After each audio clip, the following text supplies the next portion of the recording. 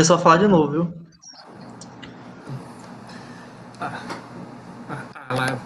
Então, boa tarde a todos os ouvintes. Por conta de uma questão de saúde, o professor Renato Rodrigues da Silva não poderá moderar a mesa e está realmente com as orações, com o desejo de melhora de saúde. E por isso eu serei o moderador da mesa de Alteridade Bizantina, do segundo encontro, da segunda conferência de estudos bizantinos. Então, meu nome é Leandro César, prazer em recebê-los, e aqui na nossa primeira mesa receberemos o Guilherme Borges da Silva, pós-graduando pela Pontifícia Universidade Católica do Rio Grande do Sul, PUC-RS, e com a pesquisa A Nova Jerusalém e a Questão Judaica na De Obsidione Avárica Constantinopolis, de Teodoro Cincelo. Agora eu vou fazer a apresentação em inglês, e assim que eu terminar, o apresentante começará a fazer o stream dele. So, good evening, good afternoon, good morning to all of you who are seeing us or will see us in the future. Unfortunately, because Professor Renato Rodrigues da Silva, who was supposed to be the moderator, has a health problem, I'll be moderating this table about Byzantine austerity. My name is Leandro César Santana Neves, and I'm glad to see you all. Here we're going to start with postgraduate student Guilherme Borges da Silva with the presentation entitled The New Jerusalem and the Jewish Question in the Obsidione Avárica Constantinopolis from Theodoros Sinkelos. So, Guilherme, you can start.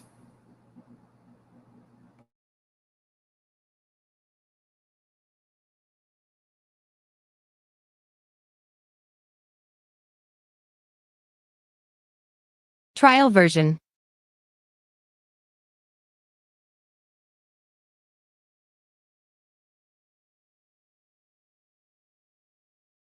Trial version.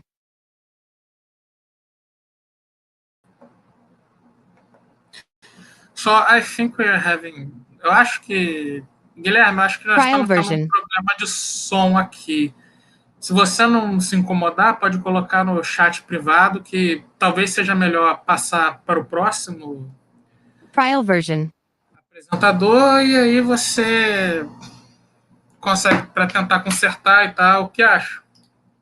Tá bom.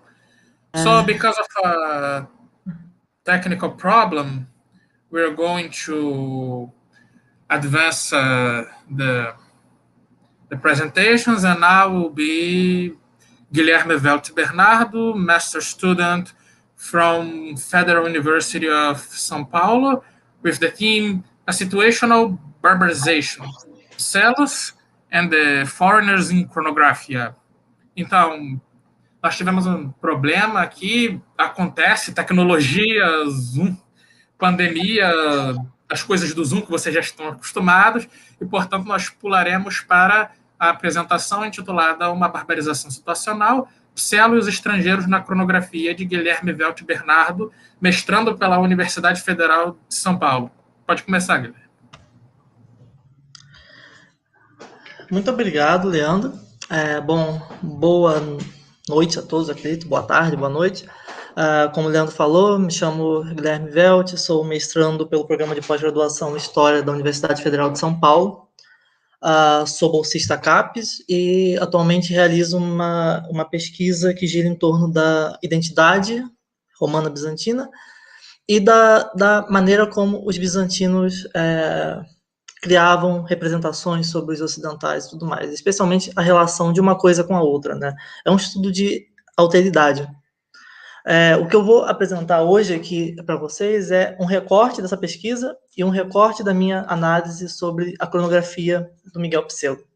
Né? O Miguel Pselo foi um polímata importante, um filósofo bizantino do século XI, autor de diversos trabalhos, cartas, tratados, e autor de 2 histórias. Uma dessas 2 histórias, né, a Cronografia, é uma das principais obras do período intermediário, é uma evidência do reavivamento, né, de certos modelos clássicos, especialmente na historiografia. e é uma importante fonte para esse período. A cronografia do Pselo geralmente é estudada buscando entender certos elementos de helenismo nela e tudo mais. Eu tentei, né, eu tento fazer uma leitura um pouco diferente dela, na verdade. Eu tento ver como que o Pselo lida com essa questão da identidade romana, né, e ao mesmo tempo eu também busquei entender como ele entende os bárbaros, afinal, quem são os bárbaros? Como que ele realiza um processo de barbarização, né, desses estrangeiros. Então, eu vou começar aqui, minha comunicação, vou ler um pequeno texto.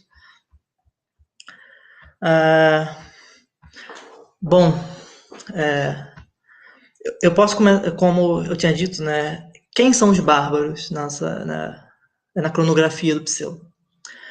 A minha leitura, na minha pesquisa, me mostrou que o Pselo não somente escolhe quem ele chama de bárbaro, né, mas o contexto onde ele vai chamar alguém de bárbaro. Não há dúvidas que todo estrangeiro é potencialmente passivo de ser chamado dessa forma.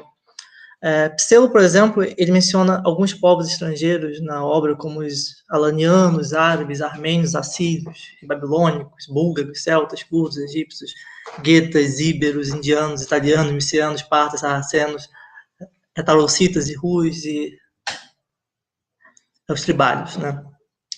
Pselo fala de bárbaros a leste, a oeste.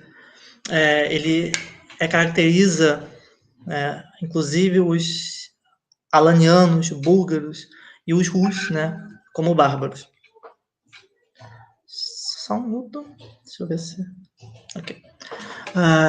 Como bárbaros. Então, assim, mesmo os povos que são conectados aos bizantinos, seja em termos políticos, em termos religiosos, são chamados de bárbaros. Isso é importante para a gente entender certas coisas e também para a gente compreender como que o Pselo lida com essa questão da identidade religiosa e da identidade romana. Bom, como eu disse, nesse ponto a gente já pode descartar que o cristianismo bizantino constituísse algo que transformasse povos convertidos em romanos. Ser romano não significa a mesma coisa que ser cristão em nenhum momento na obra. Tanto os rus quanto os alanianos estavam já em processo de cristianização a partir de Constantinopla, mas os búlgaros eram cristãos há muito mais tempo, né? E, além disso, estavam sob domínio romano. Além de chamá-los de bárbaros, né, no caso dos búlgaros, Pselo descreve os búlgaros revoltosos de 1040 como arremessando o jugo da dominação dos romanos de seus pescoços. E diz que se eles tivessem dado cabo a isso no início do governo de Miguel IV, por exemplo, teria sido fácil ensiná-los a não se revoltar tão facilmente contra os romanos.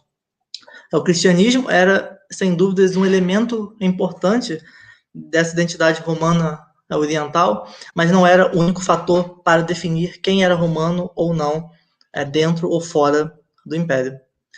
A iconografia não é uma etnografia, né? Não há muitos detalhes particulares sobre como Pselo vê os bárbaros mencionados. Alguma linguagem básica de alteridade aparece ao falar sobre o território, por exemplo. O autor coloca os bárbaros como rodeando as fronteiras do Império. Ao falar sobre os despojos de Basílio II, ele diz que o imperador reuniu em um só lugar, né, e depositou nos cofres imperiais as riquezas dos bárbaros circundantes.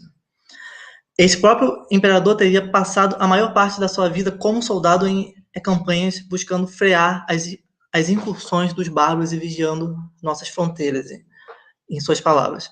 Os bárbaros, assim, eles aparecem como residindo no mundo exterior, né, fora desse território imperial, mas ao mesmo tempo eles podem integrar esse mundo romano pela subjugação militar ou alianças políticas.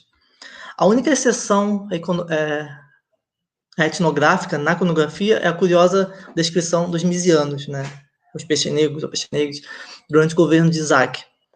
Anthony Caldedes pontuou que Pselo realiza essa digressão somente para ressaltar as qualidades marciais de Isaac e criar uma imagem de selvageria a ser domada por esse imperador, né? Pselo fala dos misianos como bebendo o sangue de seus cavalos, né? Comendo carne dos próprios cavalos mal assados, enfim, é uma representação bem caricata, bem típica sobre bárbaros, assim, de um modo mais radical. Mas o mais importante é ver que Pselo, com essa descrição, ele aparenta enxergar níveis de barbaridade. Não existe somente um tipo de bárbaro. Os búlgaros, como eu disse, são descritos na cronografia como bárbaros. No entanto, quando Pselo fala da imperatriz Catarina, filha do tsar búlgaro João Vladislav e esposa de Isaac, ele em nenhum momento ressalta qualquer tipo de característica bárbara, ou mesmo a define dessa forma, ele não a chama de bárbara. Muito pelo contrário, ela é descrita como descendendo de uma nobilíssima família e praticante de obras de piedade. Por que Pselo não ressalta, como no caso da narrativa da revolta dos búlgaros, a barbaridade da imperatriz? A resposta que eu tentei encontrar para isso foi que simplesmente não convém, nesse momento, aplicar essa tópica a ela. Ela possui origens nobres e está ligada ao imperador Isaac, sendo, portanto, integrada, de algum modo, ao mundo romano. Isso não significa, no entanto, que ela não seja bárbara. Há bárbaros que servem ao império e não causam nenhum tipo de problema a ele. A nobreza da imperatriz, então, é o que a diferencia, por exemplo, da descrição e crítica aqueles que anteriormente vestiam pele de cabra e que agora ocupam posições importantes na burocracia do império. Talvez algo similar, por exemplo, possa ser visto quando Pselo menciona um general armênio de nome Cataturi, que embora naquele momento, né, servisse o imperador romano IV, após a sua captura, ele estava servindo aos romanos, aos bizantinos, há muito mais tempo, como duques de Antioquia. Então, não há necessidade de ofender os próprios aliados. Isso não significa que a identificação de barbaridade seja, de algum modo, fluida ou confusa, já que Pselo em nenhum momento chama um romano de bárbaro. A barbarização é compreendida aqui como a descrição do diferente na categoria pejorativa de bárbaro, é uma forma evidentemente depreciativa de alterização, isso é, da maneira da qual dicotomias de grupos sociais são expressas por meio da linguagem. Assim, chamar um estrangeiro de bárbaro pode ser situacional em algum discurso, como no caso que nós vimos acima. Os mercenários, por exemplo, que são enviados por Vladimir de Kiev, chamados de citas de Tauros na descrição pseliana, aparecem como uma grande ajuda ao imperador Basílio II, sendo descritos como ótimos guerreiros só. Pselo não os chama, isso é, não os ofende de bárbaros nesse ponto. Ao falar sobre o conflito com os russos na narrativa de Constantino IX, no entanto, eles são descritos da seguinte forma: essa raça bárbara sempre sentiu ódio e raiva contra a hegemonia dos romanos. Portanto, há uma sutileza por trás da barbarização no Pselo, o que não é exatamente comum no século XI, como no Miguel Ataliatas ou no João Silites. Reduzir essa questão a um formalismo, dizendo que bárbaro é o povo que não tem uma aliança com a Constantinopla, não explica os casos fora do padrão, né? Por exemplo, os alanianos possuem aliança com os romanos e mesmo assim Pselo se refere ao reino da Alânia como terra bárbara.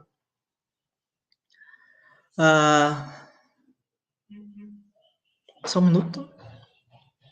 Como terra bárbara, quando fala da amante alaniana de Constantino IX. Não obstante, é interessante observar que ele não chama diretamente essa amante do imperador de bárbara, mas Pselo tinha um evidente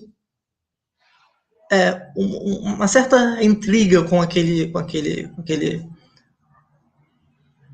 relacionamento, já que ele critica o imperador por desperdiçar as fortunas dos romanos com essa princesa e com seu reino sem grande importância. Ter se referido a Alânia dessa forma pode ter sido uma manifestação pessoal, um deslize mesmo, do quão Pselo desprezava totalmente aquela situação. Para nós, isso demonstra como que, para o autor, todo estrangeiro é, antes de tudo, passível de ser chamado de bárbaro, independente se tem uma aliança ou não com Constantinopla. Algo similar pode ser observado na narrativa do bárbaro que tentou usurpar o trono de Constantino IX. Embora aparentemente um ex-escravo comprado no estrangeiro, ele foi reintegrado àquele mundo e se tornou até mesmo membro do Senado. No entanto, ele, que segundo Pselo ultrapassava os romanos em arrogância, tinha um costume de dizer que com sua mão direita já golpeara alguns imperadores dos romanos, antes de ascender ao trono, é claro. Pselo o chama de lixo barbárico, né? E diz que quase estrangulou esse bárbaro insolente com suas mãos por não aguentar ouvir tais palavras, com ambas suas mãos, perdão. Parece-nos que a barbarização conta muito com a sua percepção pessoal sobre esses indivíduos. Ainda um caso que ilustra melhor isso. Pselo narra que Alusiano, o mais gracioso dos filhos de Arão da Bulgária, na verdade ele era o filho de João Vladislav, alguém de caráter gentil, um ótimo intelecto e posição distinguida, acabou contribuindo para a vitória de Miguel IV. Alusiano se revoltou contra o Império, se uniu à revolta búlgara, depois realizou um acordo com o imperador, entregando o Kotsar, né, Eudeliano, ao Império. Mas por que Alusiano, que aderiu de alguma forma à revolta, que na narrativa da cronografia é uma revolta que é perpetrada por bárbaros búlgaros, não é chamado de bárbaro? Alusiano e seus irmãos se renderam em momentos finais da campanha da anexação da Bulgária por Basílio II em 1018.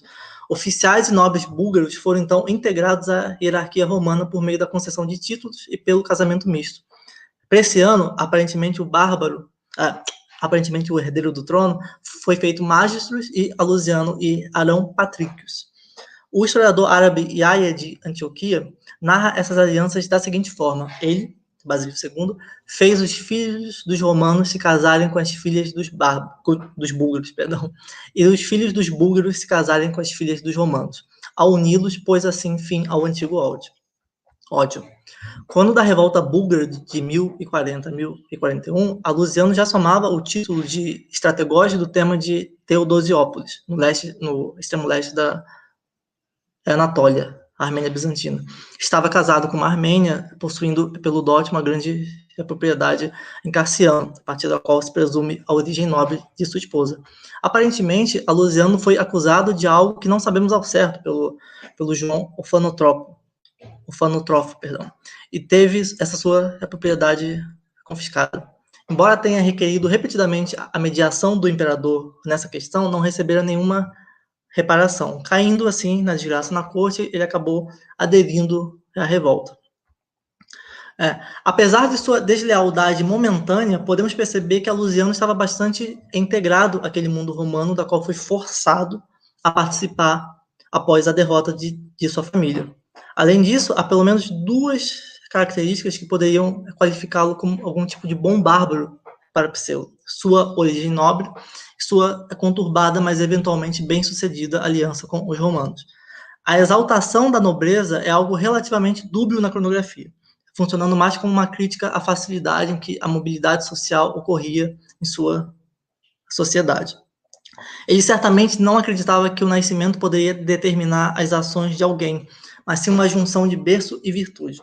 No entanto, podemos ver como a barbaridade pode ser atenuada por meio da nobreza quando comparamos a forma como ele se refere, né, negativamente ao despejo de favores que Constantino VIII, o porfirogênito, dava a certos homens que ele castrou ainda na infância e se tornaram servos próximos. Pselo diz que esses amigos do imperador não eram nobres, muito menos nasceram livres. Na verdade, eram estrangeiros e bárbaros que lhe deviam sua educação e modelavam nele sua conduta. E por isso recebiam tamanhas honrarias, ao contrário daqueles homens que estavam mais distantes da corte. Como Alusiano é um nobre, isso provavelmente ajuda na forma como ele é retratado. É também interessante notar que Pselo coloca Alusiano como o mais gracioso entre seus irmãos. Isso muito provavelmente é por conta do histórico familiar, né? Apreciano, que era estrategóide do tema de Bucelário, entrou em alguma contenda com Basílio escleros, e os dois foram exilados por Constantino VIII. Depois, durante o governo de Romano III Ágiro, foi acusado de tentar assumir o trono ao lado de Teodora, o que resultou em seu confinamento no mosteiro, seu cegamento e na expulsão de sua mãe. Então, era Zoste Patricia, do palácio.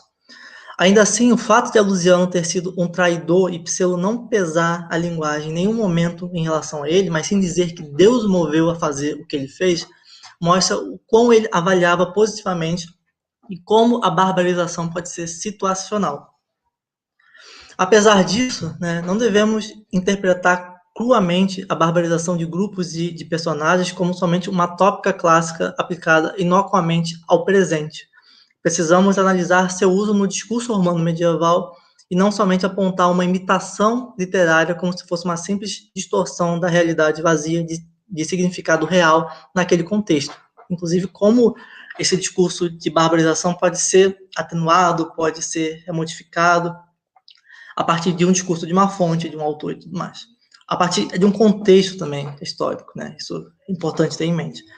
Chamar não-romanos de bárbaros, como Pselo e outros autores bizantinos fazem, demonstra, pelo contrário, um uso persistente e, portanto, válido em classificar o outro. Cabe a nós entendermos as tensões sociais e históricas por trás das nuances do discurso. Ou seja, já concluindo aqui, o Pselo tem uma forma bem própria de fazer a barbarização desses estrangeiros na narrativa da cronografia, né? Aqueles que são aliados ou que ele possui, de certa forma, um apreço, ele não vai chamá-los de bárbaro, porque bárbaro é uma ofensa, né? Chamar de estrangeiro talvez seja também uma ofensa, mas bárbaro é algo muito mais negativo. Então, o Pselo, ele toma cuidado com quem ele chama de bárbaro, né? E por isso que eu propus que a leitura, né, da barbarização na cronografia seja situacional. Depende da situação, na verdade, né? Porque muitas vezes se assume que a barbarização, por exemplo, no Pselo, pode ser, ela é baseada no seguinte critério. Aquele que tem um pacto com Constantinopla deixa de ser bárbaro, porque está, de certa forma, alinhado àquele mundo romano. E aquele que não tem nenhum tipo de aliança com a capital é, então, um bárbaro que reside no exterior, fora da influência do império. Isso não é verdade, porque mesmo o reino da Alânia, mesmo no caso dos búlgaros e tudo mais, e mesmo no caso do bárbaro, que até havia se tornado membro do Senado, né, essas pessoas são bárbaras, né? Os alanianos são passíveis de ser chamados de bárbaros, mesmo com essa aliança. E mesmo se você for um bárbaro que conseguiu ascender dentro do aparato burocrático do Império, ainda assim você é passível de ser chamado de bárbaro. Então, isso não significa que essa seja a visão de barbarização do século XI, ou que todos os autores desse período usam esse tipo de barbarização. Mas na narrativa da cronografia é isso que a gente pode observar. Eu acho que eu já ultrapassei aqui o meu tempo, o Leandro daqui a pouco vai falar alguma coisa aqui, mas eu acho que é somente isso. Muito obrigado a todos e posso responder qualquer pergunta depois, no final. Muito obrigado. Obrigado, Guilherme, pela apresentação. Tenho certeza que suscitou diversas perguntas no público. Agora, se possível, gostaria de chamar o charado anterior, o Guilherme Borges da Silva, pós-graduando pela Pontifícia Universidade Católica do Rio Grande do Sul, que apresentará a pesquisa intitulada A Nova Jerusalém e a Questão Judaica no De Obsidione Avarica Constantinopolis de Teodoro Cincelo. E ele não... Acho que ele saiu daqui. Então, se for... Eu vou mudar agora o idioma. Perdão, são questões técnicas, acontece em plataforma digital. Cahal, can you be the next one? The previous presenter, he left the platform. He probably come back. Só um momentinho, pessoal. Eu adoraria colocar uma música de elevador para esperar, só que o copyright do YouTube vai pegar a gente caso isso aconteça. Leandro, pode chamar já o próximo. E aí a gente, depois que ele aparecer, a gente coloca ele aqui. Tá. Então eu vou chamar o próximo. Será Cahal Taaffe, mestre pela Université lumière de Lyon 2, na França, com a apresentação em inglês, cujo título é traduzido Os Bárbaros, o Bárbaro, o Herege e o Outro na Bizâncio do século IX, o caso dos Paulicianos. So, I'm gonna call the next presenter, Cahal Taaffe, his master from Université Lumière de Lyon 2 in France, and the title of his presentation will be The Barbarian, the Heretic, and the Other in 9th Century Byzantium, the case for the Paulicians. Cahal, the stage is all yours. Thank you very much. And before I start, I'd like to thank the organizing committee and everyone that has made this possible. It's very nice to be able to talk even with these complicated circumstances. I'm going to share my screen right about now and show you my PowerPoint presentation. So I'm going to discuss, as you said, the barbarian, the heretic, and the other in 9th century Byzantium, the case of the Paulicians. So to start, a little historiographical survey, a very brief one. So the Paulicians are a sect of heretics that starts in Armenia in about the 8th century, and they go on to emigrate to Byzantium in the 9th century. Their study has often been linked to the larger study of Christian dualist heresy, of course, from the text of Stephen Runciman, the Medieval Manichae. But they have received quite a fair amount of study in the 1960s and the 1970s by the time where the sources that talked about, the Greek sources that talked about the Paulician were in fact edited. So we have, of course, Nina Gigas, the Paulician Heresies book, and Paulo l'histoire des Pauliciens d'Asie mineure d'après les sources grecques.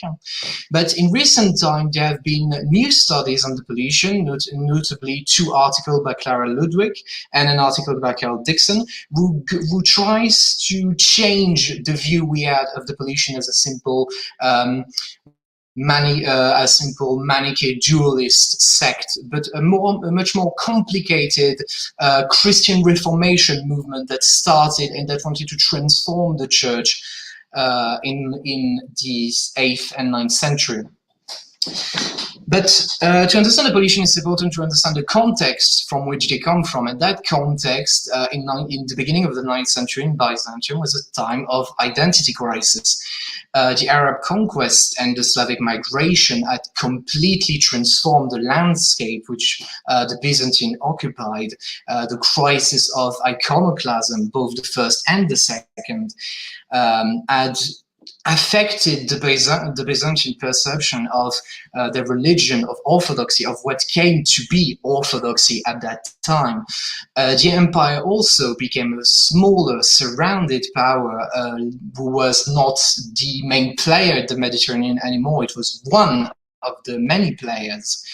And of course, there was another problem that arises in the year 800, was of course the crowning of Charlemagne by the Pope. We now mean that the Franks were claiming the imperial dignity, which was before the sole purview of the Byzantine emperor.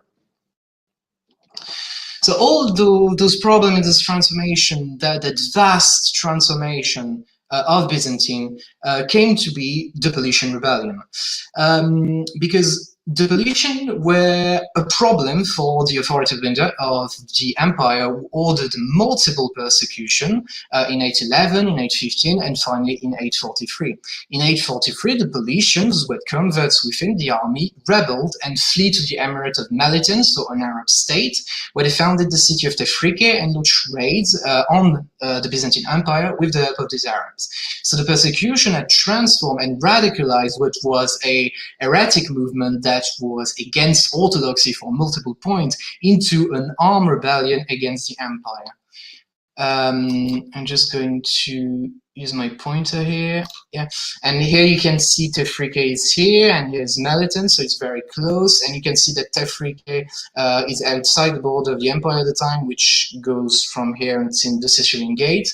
And Tefrike is ideally situated to launch a raid within the eastern borders of the empire. So what we're going to talk about here is how in the 9th century, there was a new state of Roman identity. The Roman Byzantine Empire was reduced to Thrace, Greece, and Anatolia. And there was a vast change between the 6th, the 7th, and 8th century in economic and social life from the state of late antiquity.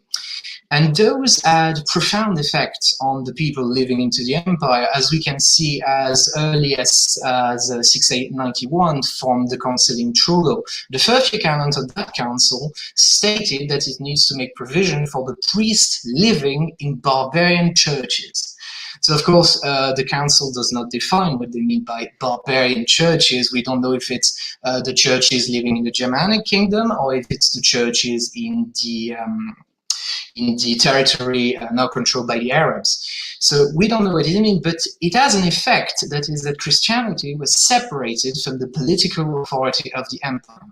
The Paulicians from themselves were a radical sect in the term that they emphasized communal living between men and women, which was very shocking for the clerics in Byzantium.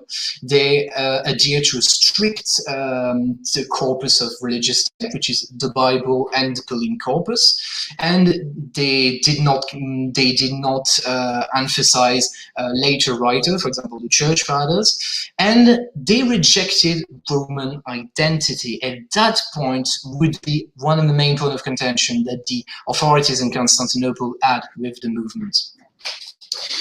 But that transformation of Roman identity is emphasized not just in the sources of the Erasiological sources that talk about the Paulician, but also in other way. For example, this is a silver coin which was minted between 811 and 813 under the reign of the Emperor Michael I. And you can see on the writing on the coin, which is writing Michael and Theophylact, so the Michael I and his son, Emperor Basileus, Romaion. And what is very interesting is that this is the first time on the Byzantine coin that they felt the need to write Roman Emperor on the coin. Before, it was just written the name of the emperor and emperor. There was no need to state it out loud. Everybody knew what it was about. But it seems that in that period, which was, and I think it's very interesting, the first time that the Paulicians were persecuted, there were the need to state that Michael was the emperor of the Romans. And of course, it's often interpreted as a reaction against Charlemagne's political project, that the Byzantine Empire needed to reinstate its Romanness in conflict that it had with the Carolingian Empire. But what is interesting is that truly it shows us that this is a time of complicated relationship between different groups and their identification with a political community and with a religious community. But the Paulicians were not just a problem, as in they were problematic in terms of what they brought. They were in terms of the ideas that they brought. They became a really concrete threat in the second part of the 9th century. They launched raids from Tefrike, they captured booty and slave. It was not a war of conquest, but really a war of raids. They couldn't hold vast amount of territories, but they could launch raids in alliance with the Arabs of Melitene. And they posed a threat to the frontier, but more alarming to the officials of Constantinople, they were a threat to the social and political order of the empire, because of what they state. Now, if we study the Erasiological sources, we can see, for example, from the testimony of Peter of Sicily, something that shocked him when he learned about it is that he says that a Paulician said to a Roman man that they call themselves Christians and call us, i.e. the Byzantine, Romans, trying to substitute an ethnic name, ethnikos, for the Lord's name. That reference is also mentioned by, in his writing on the Paulician by the patriarch Photios, and is such a shock to the consciousness of these men writing about these heretics that it was added in the formula of anathema. The formula of anathema, which state that you need to anathemize those who criticize the Church of the Christian, which they call Roman. This was such a problematic statement for the clergy at the time that they needed the new convert to anathemize that belief, because it was really, when you think about it, a threat to the political and social order for what the empire stood for. And that leads us to one of the main things that comes out of the sources, and that is the need to make the Paulician seems scary. It's the need to generate a fear of the Paulician because of the danger they represent against orthodoxy and against the imperial state. They're a military threat that spanned from a heresy. That's what they were. They were just an heretical movement and then became a military threat. And that sort of paranoia is reflected in the sources, not just from the fear of the Paulician attack, which was very real, but it's also this indication that you need to be wary of traitorous Paulician because they are hiding themselves, pretending to be real Christian. There is this fear of them hiding in Orthodox churches, slowly corrupting the belief. There is this fear of them corrupting stupid officials who will be corrupted by them in both sense of the term, actually. Because even though there is no criticism of the political system of the empire, men are feasible and they can be corrupted by the lies of the Paulician. And it is even mentioned, for example, in the text, The 42 Martyrs of Memoriam, that before 843, so before the Paulicians were forced to emigrate away from the empire, they had already been accused of working with the Arabs to deliver one of the martyrs of Memoriam, his name is Callistus. So they were accused of already working with the Arabs inside the empire. So this paranoia, this fear of the Paulician is really reflected in our sources because it has a purpose. And that purpose is to politically justified, to have just political justification for the violence that were done and that were going to be done on the Paulician. There are multiple campaigns of persecution ordered by the state, and every time our sources talk about him, they try to justify that the state, the Byzantine imperial state, was in the right and followed the right procedure. There was a law that condemned the Paulician to execution. There was a trial to make sure that you were not sending true Orthodox to be executed.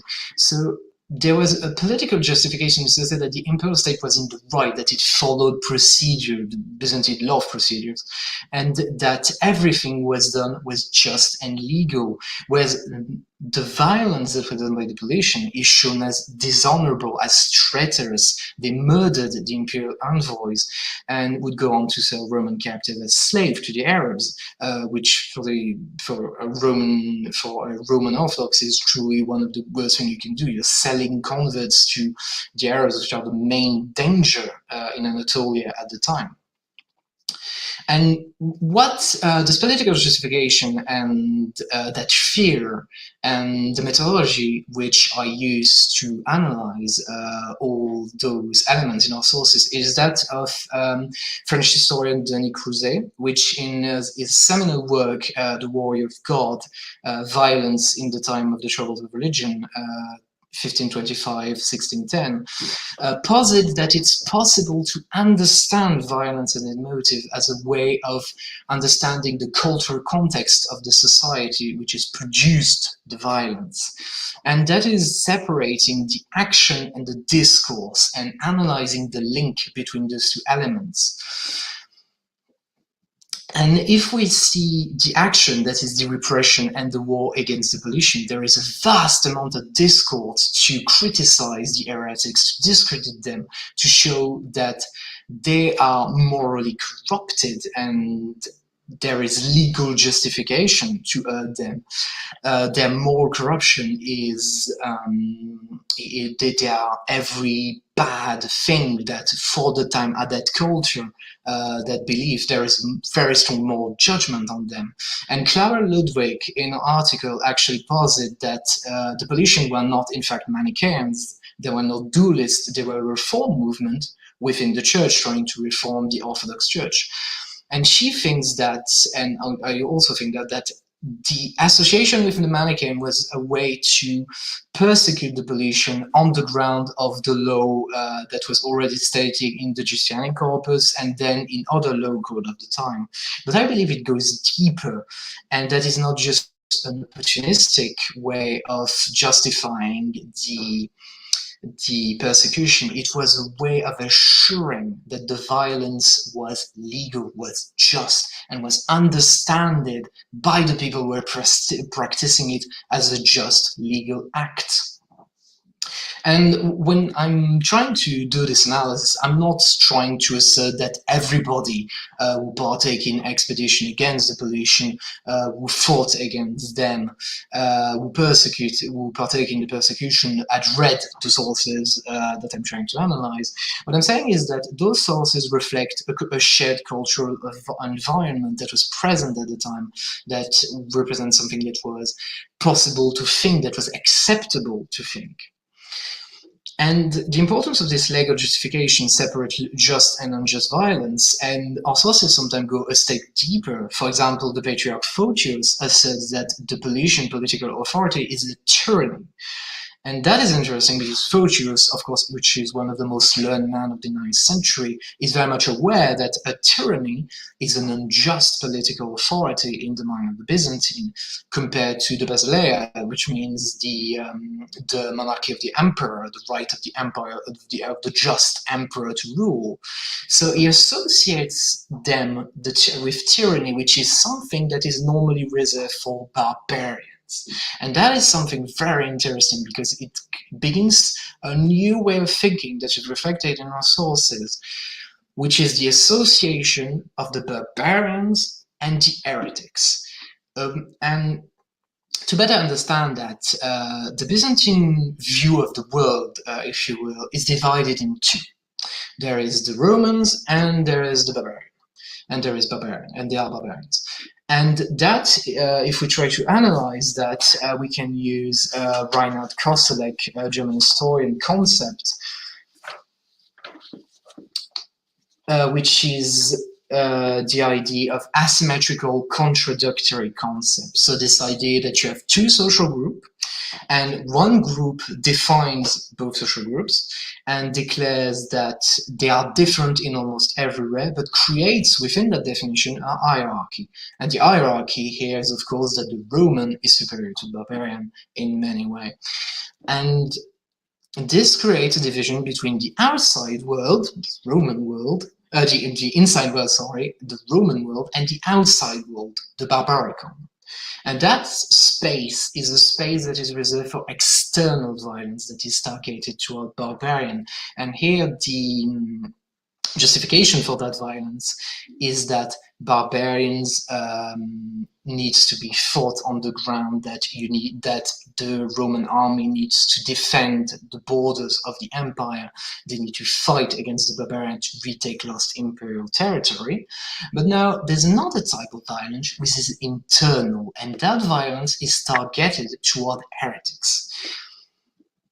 And the reason that there is a separation, but is still politically justified violence, is because both of those categories deviate from the idea of an Orthodox Roman, meaning someone who is a good Orthodox and who belongs in the Roman political community and who speaks Greek and all those other signifiers that means that he is not both a heretic and a barbarian. And the heretics starts to become associated with the barbarian in a more conscious way. Our sources are saying to us and to the people of the 9th century that there is not that heresy is almost the first step toward becoming a barbarian. They are both, for example, condemned from moral corruption, and these personal failings, which are, they're adulterers, they're corrupted, they are violent, they are mean, they do not respect piety, they are impious. That is a reflection, is a result of their status as a barbarian. It is a symptom of their condition. They are barbarians and they are heretics, which mean that they have bad morals. And that is done in our sources. It starts with the influence of the Arabs over the heretics. That is well defined, and the association seems to start for the middle period of Byzantium with iconoclasm. There are multiple instances, for example, in the Chronicle of Theophanes, where Leo III and Constantine V, so the first two iconoclast emperors, are accused of having founded dogma, so the iconoclast theology from the Arabs.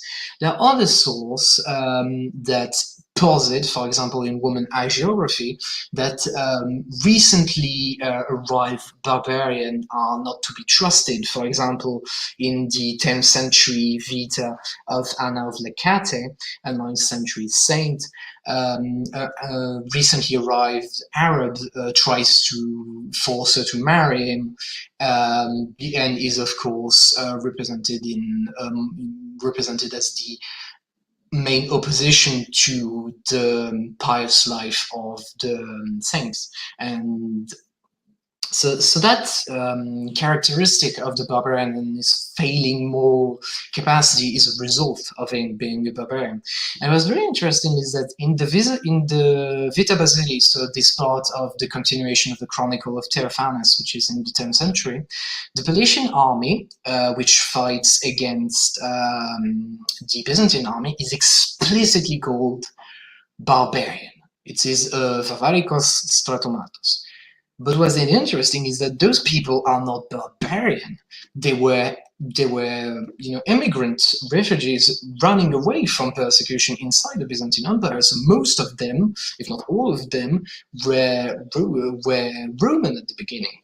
But it was important for this chronicle and this text to reject them from the Romans' political community because of their status as heretics. They did not belong in the political community of the Romans, and so they became barbarian, where they were not at the beginning considered to be barbarian. They were people living within the empire, following its law, following its custom. They did not follow orthodoxy because they criticized it, but they were not barbarian in the usual sense of the term. But it was a way to discredit them, to emphasize the disorder of the outside world, in contrast with Byzantine order, Byzantine taxes. And that is really interesting development because it shows the association of an enemy, of a transformation of the dangerosity of the outside world, that if you leave the empire, you risk becoming a barbarian. And we have an example for that in the life of the 42 martyrs of Amorion, where it stated that before 843, those initiated in Manichaeans ways, after leaving the dogma in the Christian frontiers because of their impiety, allied themselves with the bloodthirsty people of the Arabs. So leaving the empire brought them closer to barbarism. Their heresy was the first step to exiting the dogma of the Christian people and its frontier. There is an association that between ideas and territory that if you leave and go to a barbarian country that is not ruled by Christians, and even if it's ruled by Christians, they do it badly, as we see in the 30th tenet of the Constant Rule. There is this very prevalent idea that the outside world cannot support true orthodoxy, true Christian way.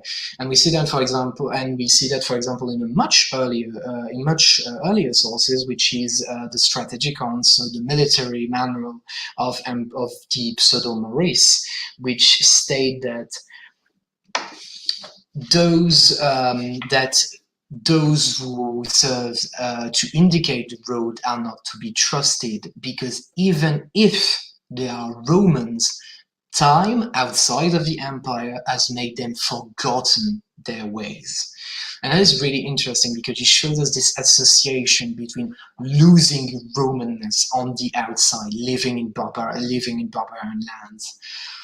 And we have an example, a very strong example actually, in the life of Romanos the Neomarte, which was written in the very tail end of the 8th century, in which the statement reads, he, Constantine V, so it's an anti-iconoclast, pro-iconodule piece of literature.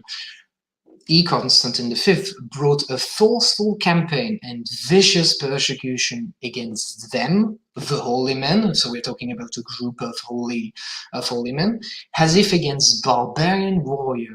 He was himself truly barbarous in his mind, and this is really interesting sources, because it states that the way that Constantine V used political violence on iconodule was the same way that the Roman army used political violence against barbarian warrior, meaning against the outside, meaning in this external violence, which I talked about a little. And they reversed it to say that it was not they, the holy men, who are barbarians warrior, it was Constantine V, a barbarous mind, whereas Constantine V was a Roman emperor, but still his heresy make him more barbarian, make him closer to the barbarian. Finally, to conclude, we have seen here that the Paulicians were threats to imperial authority. They needed to be fought both on the battlefield and in the larger culture. There was a need to justify the violence that was done to them by the imperial state and by the imperial army, because the intellectuals and the clergymen and the political authority in Constantinople realized that there is a threat to the cohesion of their society. And also, so they used many techniques which they had already used against barbarian and invented a new one, for example, associating heretics and barbarians in this way to create a sort of danger of living of the outside world, and that heresy was the first step into that dangerous outside world. So the Paulician came to be dispersed. Africa was taken by the army of the Emperor Basil I. At it needed multiple military expeditions to destroy the city. And the Paulicians were dispersed. They were still seen in our sources, although never to the extent that they were in that time between 843 and 976. But they were still seen in our sources. We have a testimony under the Emperor John Tzimisces I, which states that he took some Paulicians and moved them to the city of Philippopolis, which is now in Bulgaria, in modern-day Bulgaria, Plovdiv. And we see them a bit in different sources in the 10th, 11th, and 12th century. They disappear from Byzantine sources in the very beginning of the 12th century, where Alexios Komnenos managed to convert large portions of the Paulician living in Philippopolis to Orthodox way. But what's interesting is that in 1717,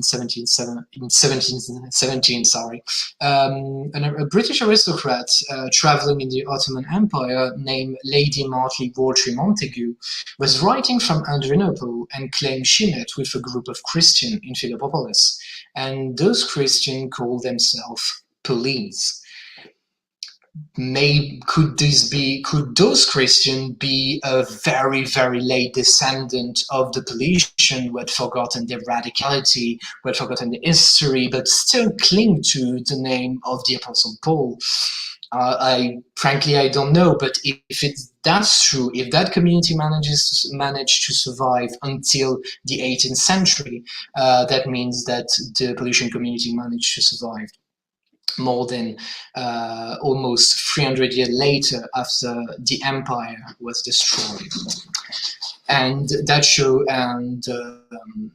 shows there is a true continuity between these communities, even though they face major persecution, major displacement, and major conflict with imperial authority throughout their history.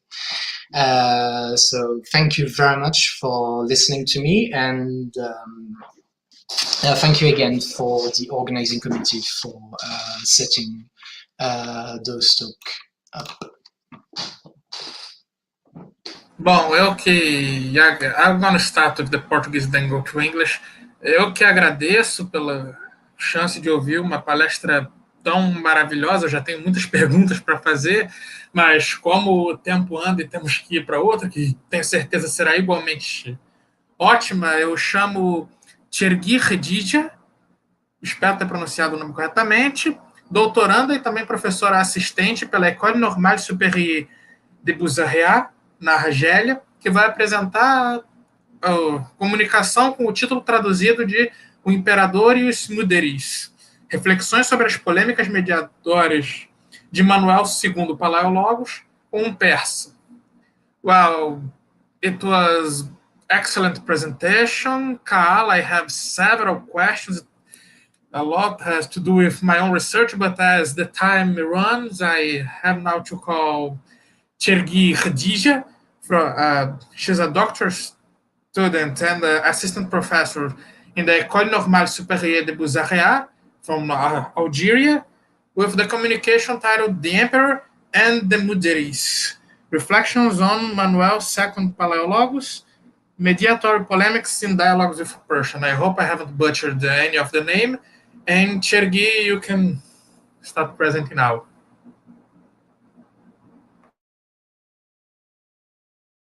So happy to be sharing my research with you today. I want to thank the organizing committee for sending the invitation and for accepting my research proposal.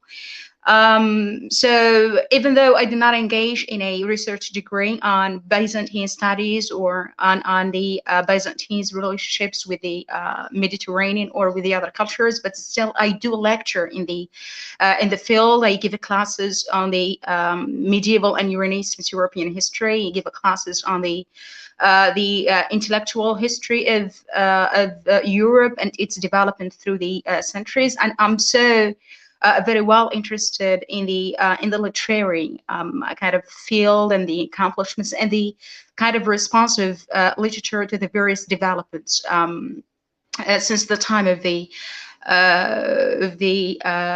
demise of Rome, and then the developments of the very early Germanic kingdoms, and to the time going through the time of Charlemagne and his Holy Roman Imperial kind of ambitions, and going through the Crusades that kind of opened the door to much a kind of intellectual engagement and relationships between the West and the East. And even though they were kind of conflicting and contradictory in different aspects, but still it was a kind of an engagement that brought different viewpoints together, that gave us ideas about the Western and Christian European understandings and how they were kind of sometimes in complementarity and sometimes in contradiction with the new cultures that they kind of faced, either across the Mediterranean or with the Arabs or with the Seljuk Turks, or which means what we call now in the area of Asia Minor and the Mediterranean. And I have also an interest in bringing the developments of the Mediterranean and how it played a role in bringing cultures together, because even though it was in the very past, or during the time of the Romans, it was called a kind of mare nostrum, which means it was a sea that brought people together. It was a very essential element to maintain the Roman Empire together. But then it acted as a sea, as a place of connectivity, but as a place of displacement at the same time. So that's why I have chosen a topic that falls within the literary category of the kind of the last century of Byzantium, which means before the fall of Constantinople at the hands of the Ottomans. And the presentation is entitled "The Emperor and the Müderris." The Müderris, which means the expert in theology or teacher in theology. It's Turkish, and it's taken from Arabic also, because in Arabic also we say a Müderris or a teacher. Reflections on Manuel, the second Paleologos emperor, reconciliatory polemics in Dialogues with the Persian. So Dialogues with the Persian was a literary dialogic work. One of the many kinds of works which embrace that dialogic tone, that kind of works which question the or which bring forward questions about theology, about Christology, about the relationship between self and other, whether in terms of culture, in terms of religion. And they were kind of following what we call the Platonic dialogic method of answering and questioning and refuting answers. So this, just a moment.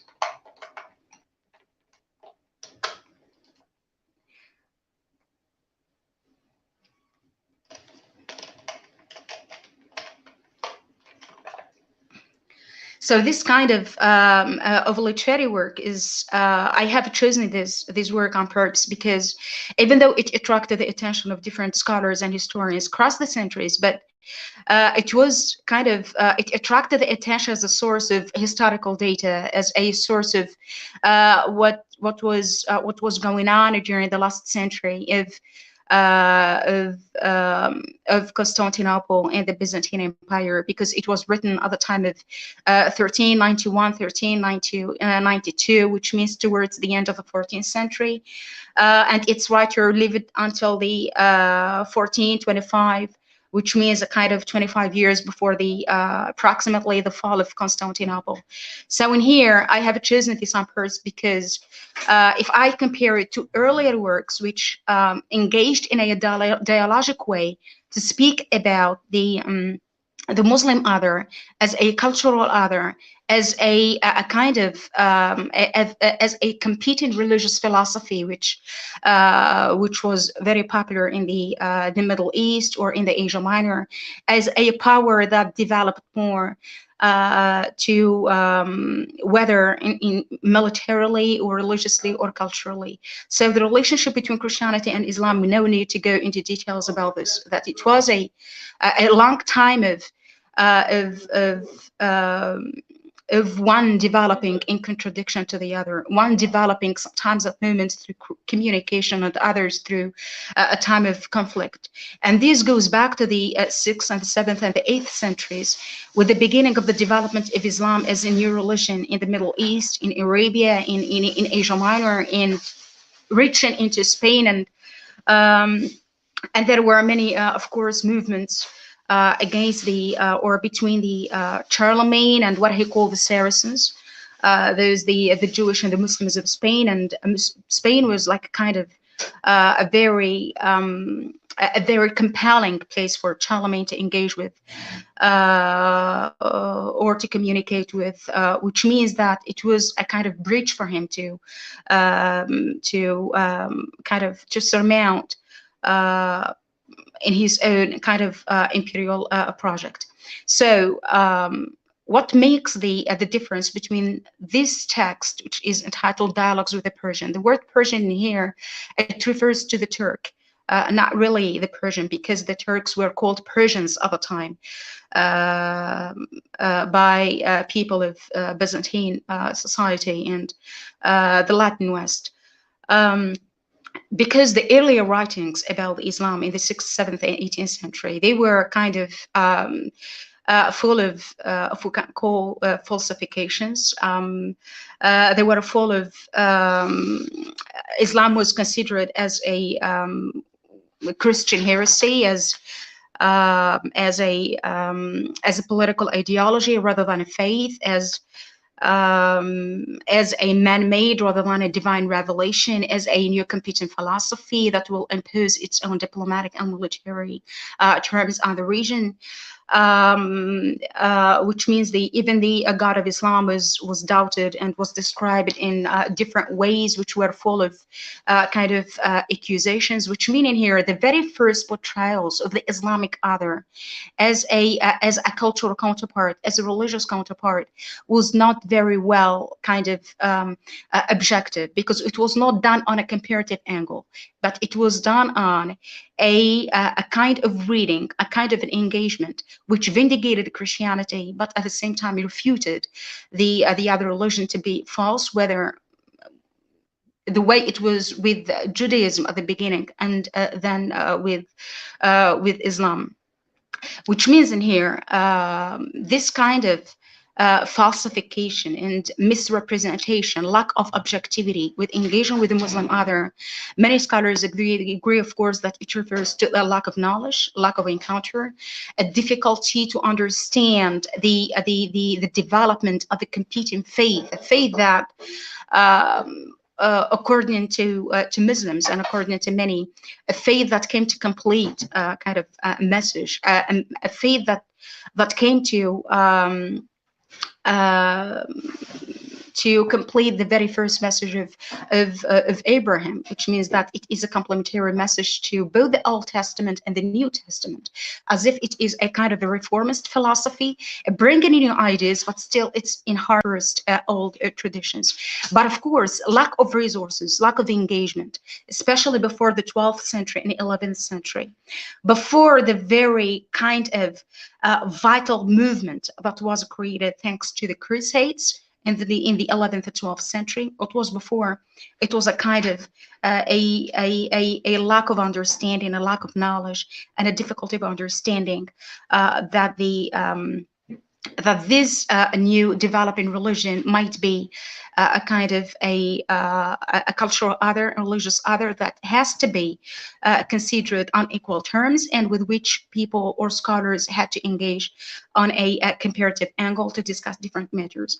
And why I have chosen this writing or this dialogue with the Persian collection of dialogues, because it's made of 26 dialogues, because for me, as I think of it, and I align my voice with many other writers and scholars, even though there are not many who engage with the text itself, because I think of it as enjoying a certain inclusive tone, as a certain reconciliatory tone, as a mediatory tone, a text which brought different dialogues, but with the purpose of to be comparatively engaged, a purpose of bringing two different theologies or religious understandings, and to try to see their points of commonality and their points of difference, sometimes for a cultural understanding, but sometimes for showing that the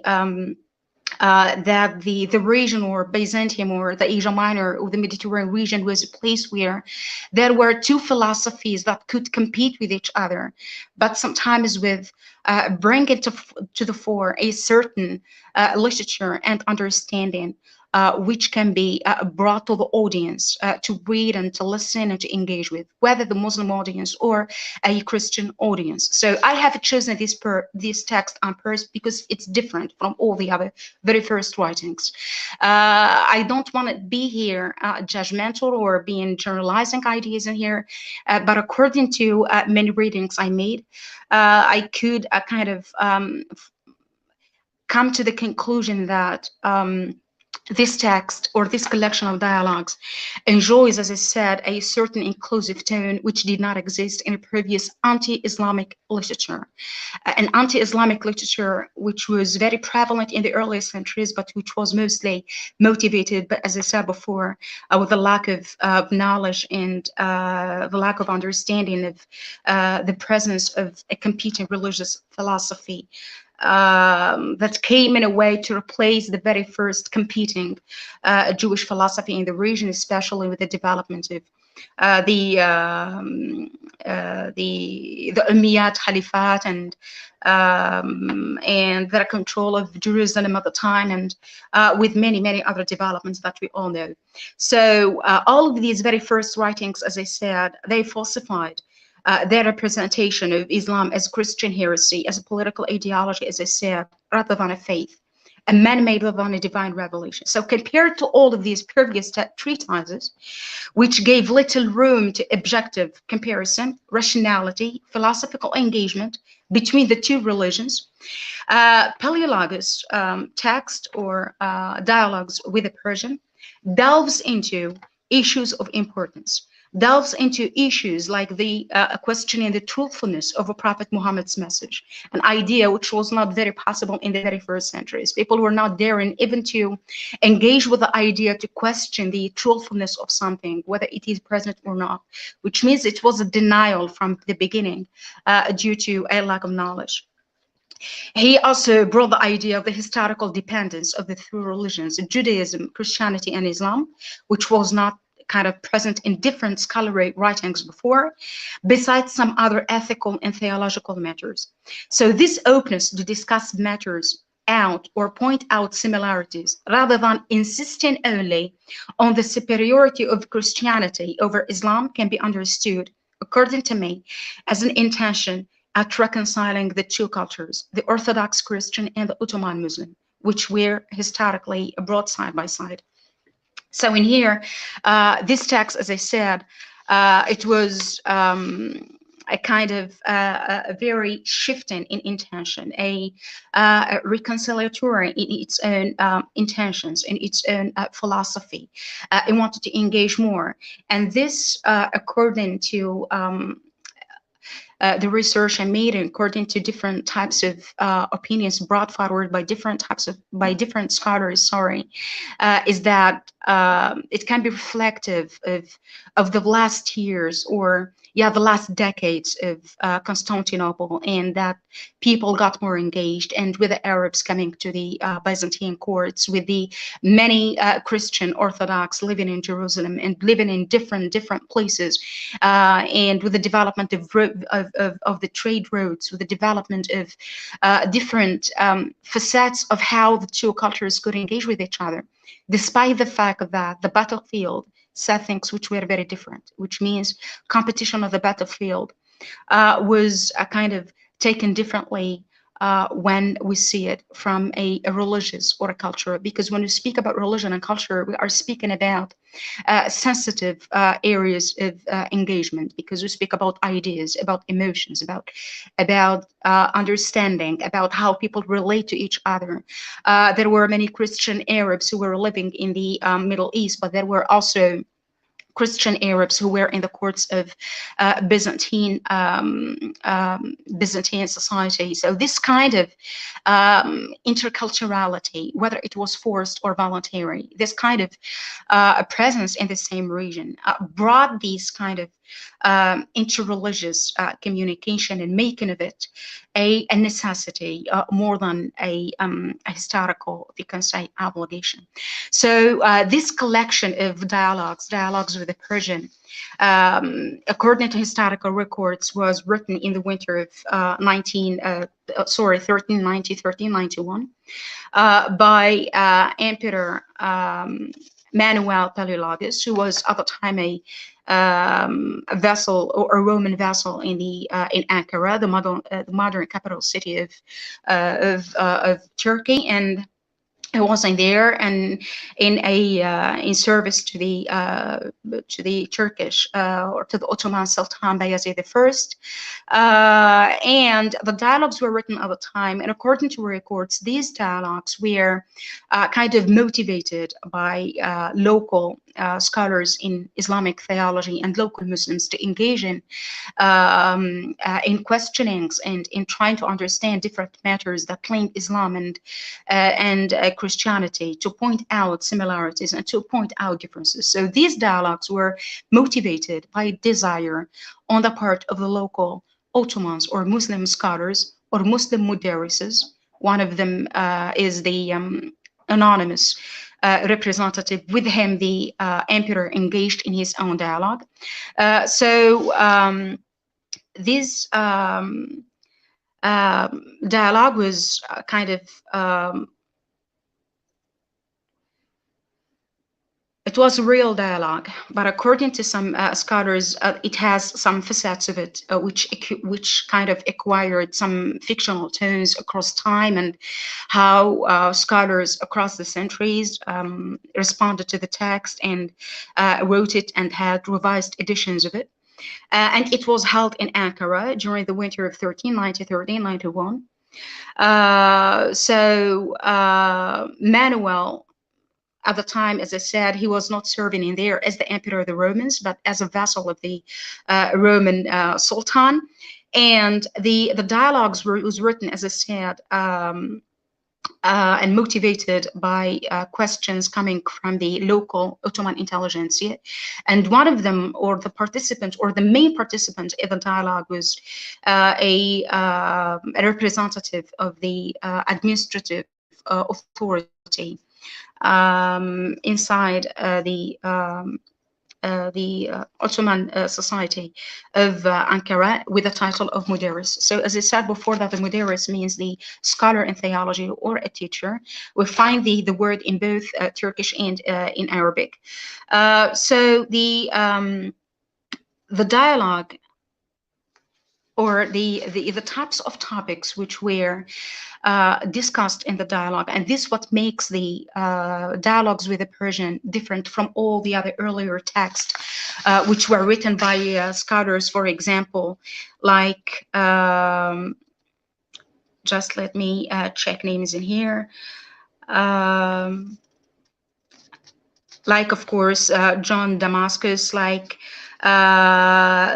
Gregory Palamas, like Demetrius Kidons, amongst many other scholars who engaged with this kind of representation of the Islamic other in literary texts and treatises. And these treatises were characterized under the what we call the anti-Islamic literary tradition, which was preceded by an anti-Judaic literary tradition. And this, of course, was very well kind of automatic and logical to develop at the time, because it was a time when during which, when we have a religious philosophy developing and having its own supremacy over the region, and in the presence of another competing philosophy, many attempts or many initiatives at misrepresenting the other religious philosophy come into the fore and become the norm, and many writings come or start to be devoted to the topic of discussing how kind of realistic is the other religious philosophy, how kind of real it is, how it's true, how trustworthy it is, how it's kind of something that people can engage with, embrace, or understand. So what is the special, as I said, about the text of the dialogues with the Persian is that even though it was an extension of all this anti-Islamic polemical tradition, because reading the dialogues makes us understand very well that Paleologos or Manuel was keeping that spirit of anti-Islamic tradition alive, his own kind of being a very daring defendant of his own Christian ideology, of his own intention to vindicate Christianity, to show his own the winner as the intellectually superior compared to the Müderris or to the people who were present in the dialogue. But still, the kind of flexibility with which he engaged with the dialogue, the types of topics with which he engaged or he brought to the dialogue, make us understand is that how much kind of inclusive the dialogue was, how much different in tone it was, how much reconciliatory in intention it was. And this is what attracted my attention so much, is that in one way or in another, there were some scholars who wanted to bring some some teachings about tolerance and about engagement into their writings, even though they were received with antagonism. They were received with unacceptance on the part of the public, on the part of the leaders of the church. But still, it is there, and the reader can read and understand how much the writer or the person who is engaged in the dialogue wants to communicate kind of a tolerant philosophy that was the creation of a time where that was the norm, and something that was not to be avoided, which means that historical circumstances or the cultural circumstances of the time motivated such a kind of a tolerant engagement. So, as I said, dialogues with the Persian, even though they were an extension of the anti-Islamic polemical tradition which developed along the centuries due to a lack of knowledge, as I said, and difficulty in accepting a new religion.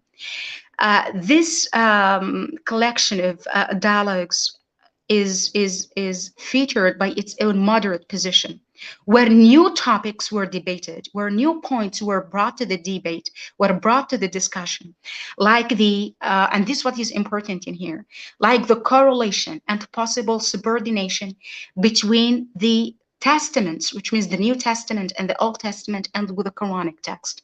And this was not a point of discussion or point of dialogue in previous centuries or in previous writings. People were not even daring to question the possibility of historical connectivity between the Old or the New Testaments and the Quranic text, that according to many, of course, came as a reformist philosophy, as a complementary religious faith that came to complete the earlier text, which means it's not a new faith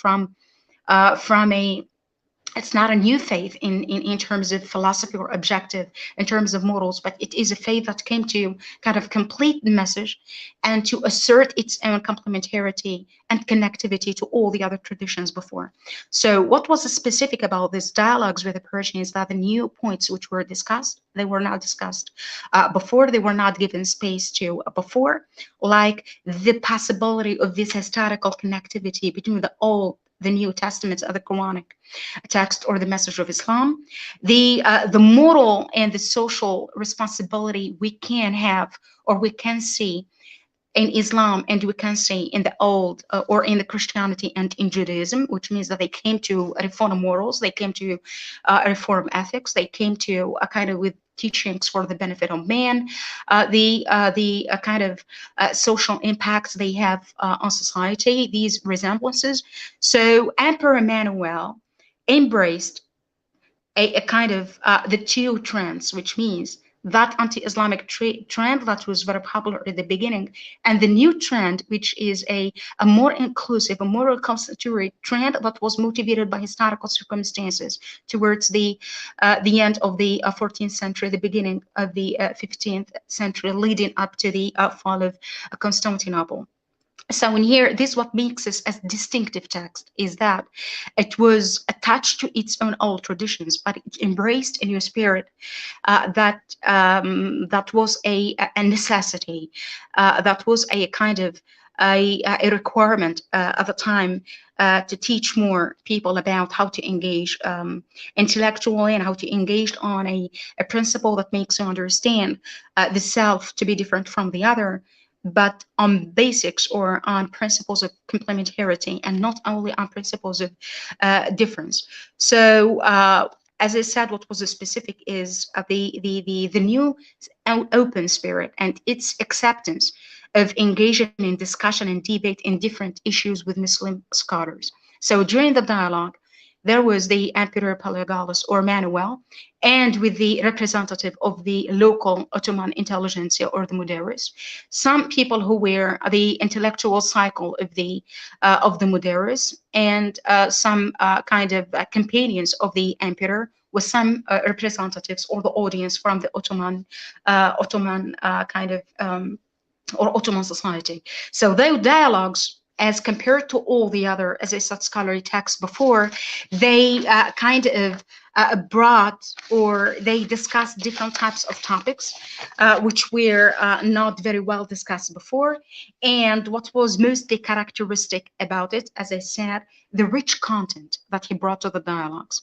the wide scope of argumentation, as one of the writers who engaged with this text said, that the wide scope of argumentation, that going from this cycle or this kind of dichotomy of self and other, and dichotomy of falsifying or accusing the other of being realistic or not, or being true or not, and doubting the truthfulness of every theology, and going beyond this to bring to the fore different topics with which people can engage, and in order to open up the scope of people getting more kind of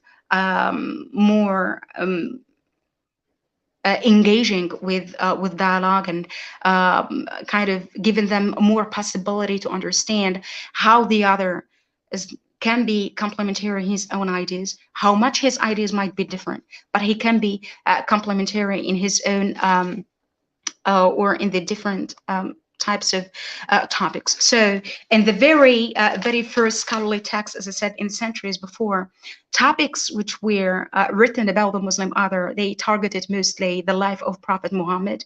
They targeted mostly the idea of violence in Islam, even though it was based on a, as I said, lack of knowledge, lack of resources, understanding about the religious other, about the idea of polygamy in Islam, about many other things, but which were kind of reductive in understanding. But what is special about the dialogue with the Persian is that it widened the scope of discussion, and it discussed different areas about Christology, about both Muslim and Christian theology, about the paradise, about judgment, about the afterlife, about angels, about morals themselves, about the idea of rationality in Islam, about the idea of rationality in Christianity, the life of Muhammad, the Islamic understanding of a Trinity, or an acceptance of a Trinity, the Christian understanding of a Trinity. So these kinds of topics, and the life of apostles, because Muslims, of course, know very well about the life of Jesus, and the way they understood the life of Jesus, or Jesus as a prophet, and the life of apostles, which they were very aware of and knowledgeable about. And this was an idea not very well welcomed on the part of Christian leaders and Christian scholars. The idea that Jesus was a prophet, was not a god, or something like that. So dialogues with the Persian widened the scope of discussion to achieve such an inclusive reconciliatory engagement, because when we have more space open to discussion, more understanding we will be having, and more kind of flexibility people or the audience will be open to discussing topics. So according to Demeter, in his own paper, in a very interesting paper that he wrote about the dialogues with the Persian, entitled Byzantium, Southeast Europe, and Islam in the Middle Ages, Survey of Encounters and Perception. So he said about this distinctive character of the text itself is that with Manuel, Paleologos, therefore came to an end a long and fruitful tradition of the polemical discourse with Islam in a probably most brilliant way, by suppressing the harsh and exotic accusations, substituting them by milder scholarly tone. So this milder scholarly tone is that inclusive and reconciliatory tone, which was more open to discussion, more open to engagement, more open to questioning. So during the dialogue between the Müderris and the emperor, as I said, it followed the way of the Socratic dialogic or Platonic dialogic method, which kinds of refutes questions for the purpose of leading to more questions, for the purpose to create contradictions, to bring more meaning, and to bring more kind of philosophical treatment of issues.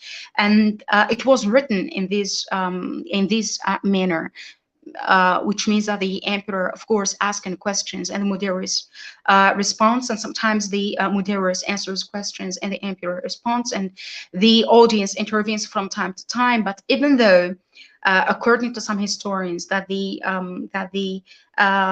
Manuel or the emperor wanted to kind of show this kind of intellectual superiority from time to time, and not giving much space to because the dialogues were, the narrator was the emperor himself, and he was one of the discussants in the dialogue.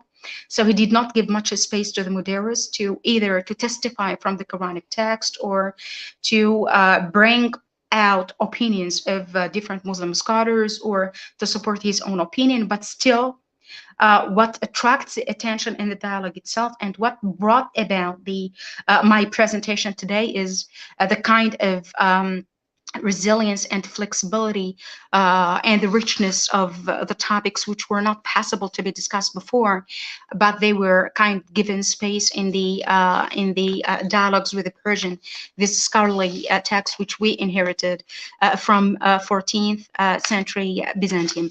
So the three areas which were mostly kind of supervising the discussion, and which were a point of resilience, which were a point of kind of meeting between the two ideologies, or the Muslim and the Christian, is that they discussed the truthfulness, sorry, of the Mohammedan message.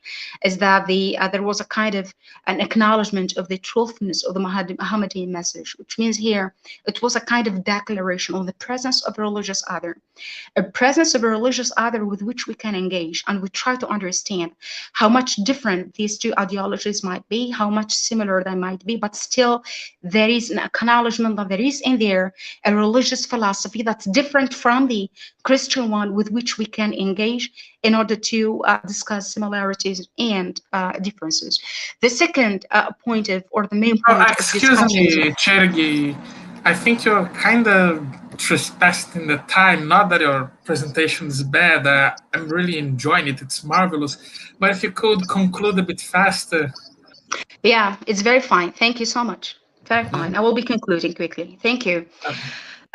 So just quickly, is that the three points of the discussion in here, which give us an idea about this shift into reconciliation, understanding, and intercultural mindfulness, is that the points which were discussed, they were not discussed before, like the acknowledging the truthfulness of the Mohammedan message, discussing this kind of ascending development of law from the Jewish to the Christian to the Quranic or to the Islamic understanding, but it came to reform, which means there was an acknowledgement of this ascending or development of law, which we can find in the three religious philosophies, and it is kind of a clear declaration of the relationship between the three. And the third point is the historical connectivity or the subordination of the three religions or the three religious texts, whether the Old Testament, the New Testament, or the Quranic text. So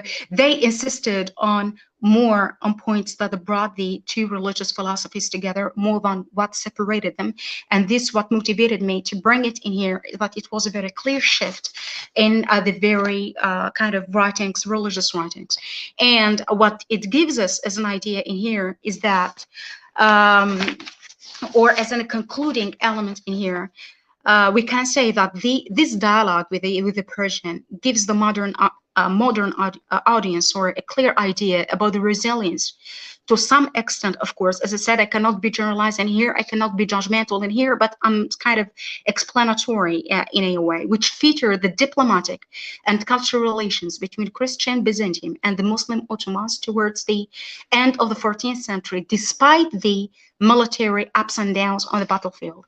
So in here, this is a spirit that most people mainly don't know about, don't understand, and they think that the two religious philosophies, they were all the time in war, they were all the time in misunderstanding and confrontation, but there were kind of elements of tolerance in there that needed to be discovered, that needed to be understood for the modern audience, sorry, to understand that there were points of hope at the time for people to interculturally engage and not only to confront each other. There is much kind of talk to be said about this, to go deeply into the dialogues, but of course, out of respect to the time that I have to stop here. So thank you so much for giving me a chance to share my research, and I'm sorry if I took time more than what I deserve in here. Thank you so much. Muito obrigado, não se preocupe com o tempo. Chergui, foi uma apresentação maravilhosa e acho que mais do que tudo extremamente relevante para os dias de hoje. Mas temos que dar continuidade. O último, na verdade, já que o Guilherme Silva não vai poder participar graças à tecnologia, será Konstantinos Takirtakoglou, da University of Ioannina, na Grécia, que apresentará a conferência traduzida aqui, Um Infiel ou um Iscan Profano, Mulher da Cilícia, 1170 a 1175, e suas crenças religiosas. So, thank you a lot, Chergui. I think it was a wonderful presentation, and most of all, it's very relevant for the time that we are. I also have several questions for it, but since we need to move on, we're now present the last conferences, Konstantinos Takirtakoglou. I hope I pronounced your name correctly as I pronounced the name of your presentation, which is entitled An Infidel or an Unholy Ishan, Mulher of Cilicia, 1170 to 1175, and his religious beliefs. Konstantinos, now you can present.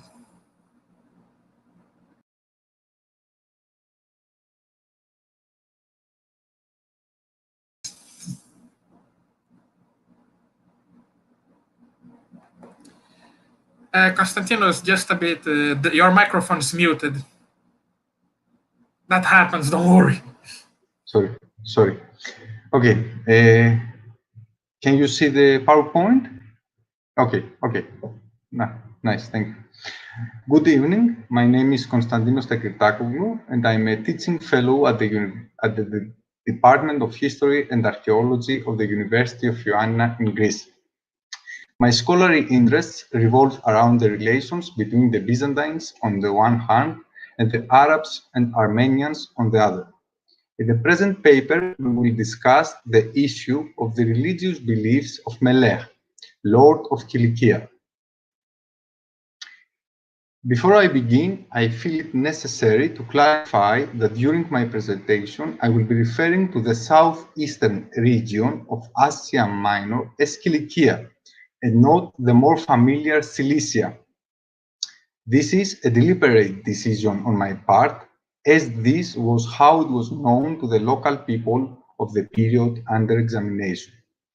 If any of you harbor suspicions that my choice is motivated by the fact that as a Greek, I find Cilicia far easier to pronounce, then I assure you, you will not be wrong.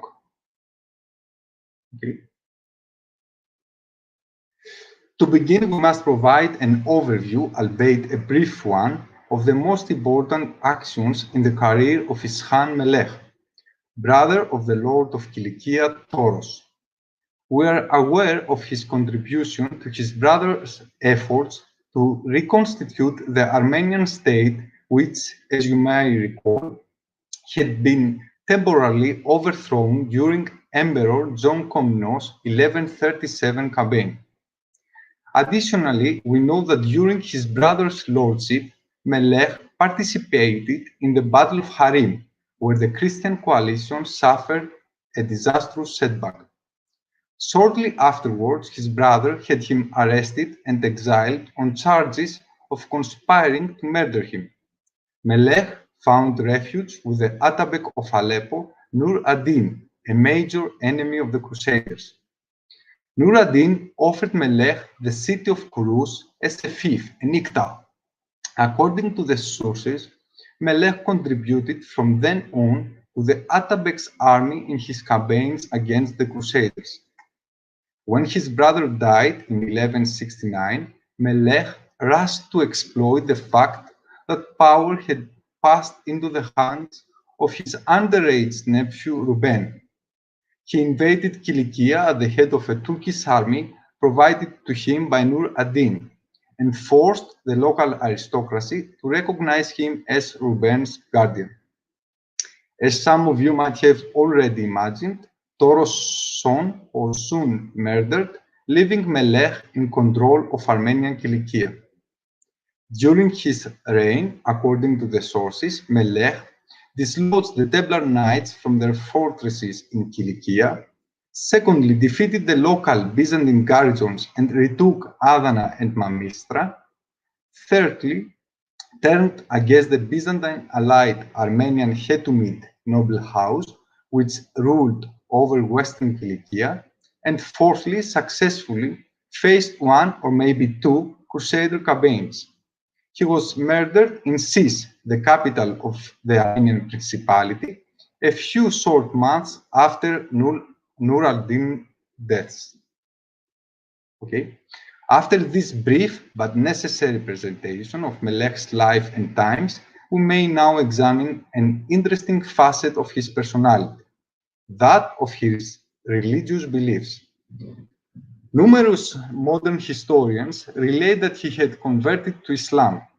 This would certainly provide an explanation for why the lord of a Christian realm and the steadfast Crusader ally decided to ally with the Muslims. This view is based on the historical testimony of William of Tyre, who, in his reference to Melech's activity, clearly describes him as an infidel. In addition to this rather stark description, we must also note that Melech was indeed quite a thorn in the Crusaders' side. Perhaps some of you are now wondering as to the point of my presentation, given the existence of such a clear reference drawn from a reliable source written by a contemporary of the events, on which the views of some of the most important modern historians, such as Ransman, are based. The issue, however, is that no other source, Armenian, Byzantine, or Arabic, refers to this supposed conversion to Islam. Let us examine some of these sources more closely. Sparabet's Bat paints a truly repulsive picture of Melech in his work. He is described as a veritable monster who caused the Christian untold suffering. However, Sbat makes absolutely no references to any conversion, despite describing Melech's collaboration with Nur ad-Din and the Turks. The same can be said about Varam Rabuni's work. He also notes Melech's collaboration with Nur ad-Din, his cruelty, and the ills he caused his country. However, once again, we are faced with a complete lack of references to Melech converting to Islam. Indeed, Rabuni relates that Melech was buried in the Mechkar monastery after his murder. These are only two Armenian sources. However, they are utterly indicative of how Armenian historiography as a whole described Melech, and at no point in any Armenian narrative do we find a reference that agrees with William's claim. Naturally, one could think that Armenian historiography attempted to obscure the shameful, at least for the Christian elites of Armenian Cilicia, conversion to Islam of a Rubenid prince. However, scholars acting on this assumption will discover the exact same description in sources that have no interest in covering up such a fact. Melech activities are also described, for example, by the Byzantine historian John Kinamos. Despite presenting him as an enemy of the Byzantine Empire, he makes no reference to the Armenian Ishan's religious beliefs. Contemporary Syrian sources paint largely the same picture. Take Bar Hebrews, for example, who refers in detail to Melech's collaboration with Nur ad-Din and the problems he caused the Christians. However, there is, once again, no reference to the Armenian lord's conversion to Islam. The most crucial testimony that disproves Melech's conversion to Islam is drawn from the contemporary Arabic sources. Indeed, Al-Dhahabi explicitly refers to Melech as a Christian in his work. Equally important is Ibn al-Athir, according to whom Nur ad-Din's decision to offer Melech a piece of a Muslim-controlled territory caused serious discontent and led some of the former's inner circle to attempt to dissuade him from such a course of action. Naturally, such discontent could only be caused by the fact that Melech's status as a Christian was never in doubt in the Islamic world. I believe this brief examination of the sources sheds light on why we might doubt William of Tyre's testimony. Tellingly, William contradicts himself only a few sentences after his reference to the infidel Melech. He writes that the Crusaders' campaign against him was nothing short of a civil war, with Christians fighting against someone who professed the same faith. The evidence in the sources regarding Melech's status as a Christian can be supplemented by two additional pieces of information. First, he himself married a relative of the Catholicos of the Armenian Church. It would be logical stretch for us to accept that the leader of the Armenian Church would condone a member of his family marrying a Muslim. Second, as I mentioned previously, Melech was buried at the Mechkar monastery.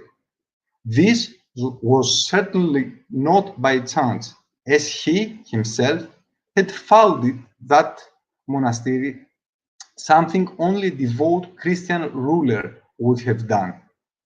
In fact, one of the truly rare positive references to Melech is found in the colophon of an Armenian manuscript written in that monastery by a priest, a certain Grigor.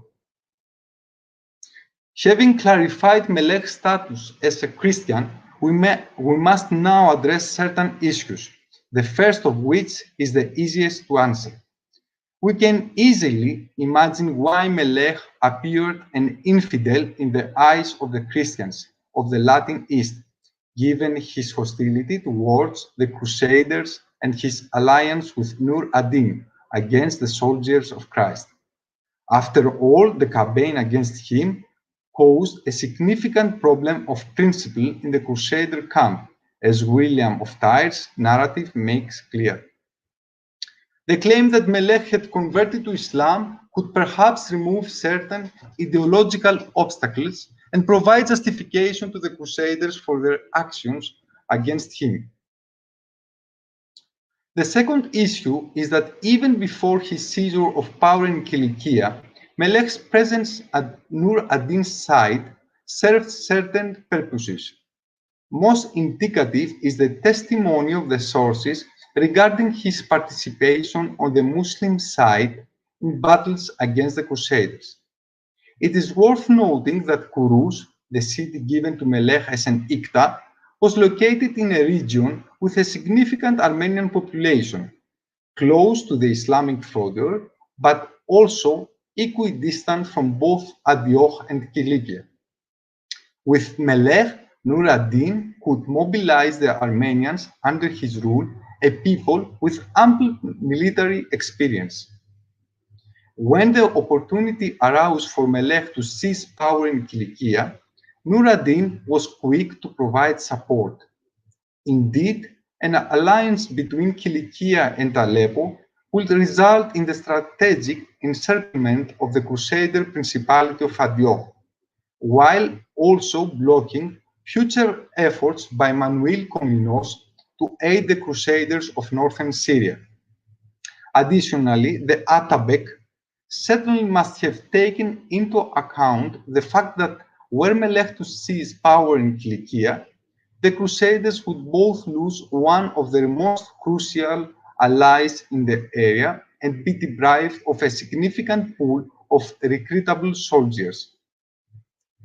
Finally, we must address why almost all the sources describe Melech's cruel and harsh treatment of local Christians. How can such behavior be reconciled with his own status as a Christian? The proliferation of this impression of the Armenian Ishan certainly must have been influenced by his collaboration with Nur ad-Din against the latter's Christian adversaries. However, Melech's internal policy of attempting to weaken any and all elements that stood in the way of his effort to centralize the power and authority of his position must have been the primary reason. He was opposed in these efforts by both the powerful Ishans of the region, such as the Hetumids, and the higher echelons of the clergy. To conclude, Melech's collaboration with an Islamic power, in contrast to the traditional Armenian policy of crusader support, together with his policy regarding the higher-ranking clergy and aristocracy of his country, were the true reasons for his portrayal as a cruel and bloodthirsty ruler. On the other hand, the widespread acceptance of the view that Melech had converted to Islam ought to serve as a demonstration of the hazards in studying the Crusades based almost exclusively on Western sources. Byzantine, Arab, Armenian, and Syriac sources must constitute fundamental and not supplementary tools in any such study. Thank you very much.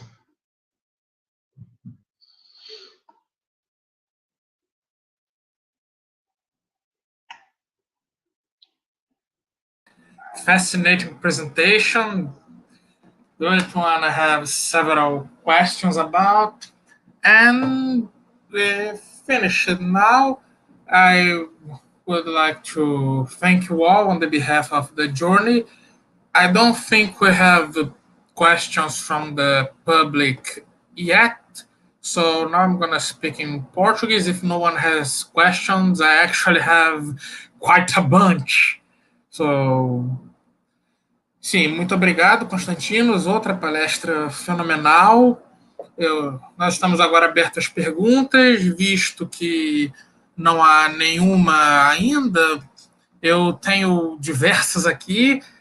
E por uma questão do tempo, já que daqui a quase meia hora nós teremos o encerramento do dia de hoje, eu vou fazer perguntas e conforme eu vou perguntando, a pessoa fala. Parece muito melhor em vez de bloco.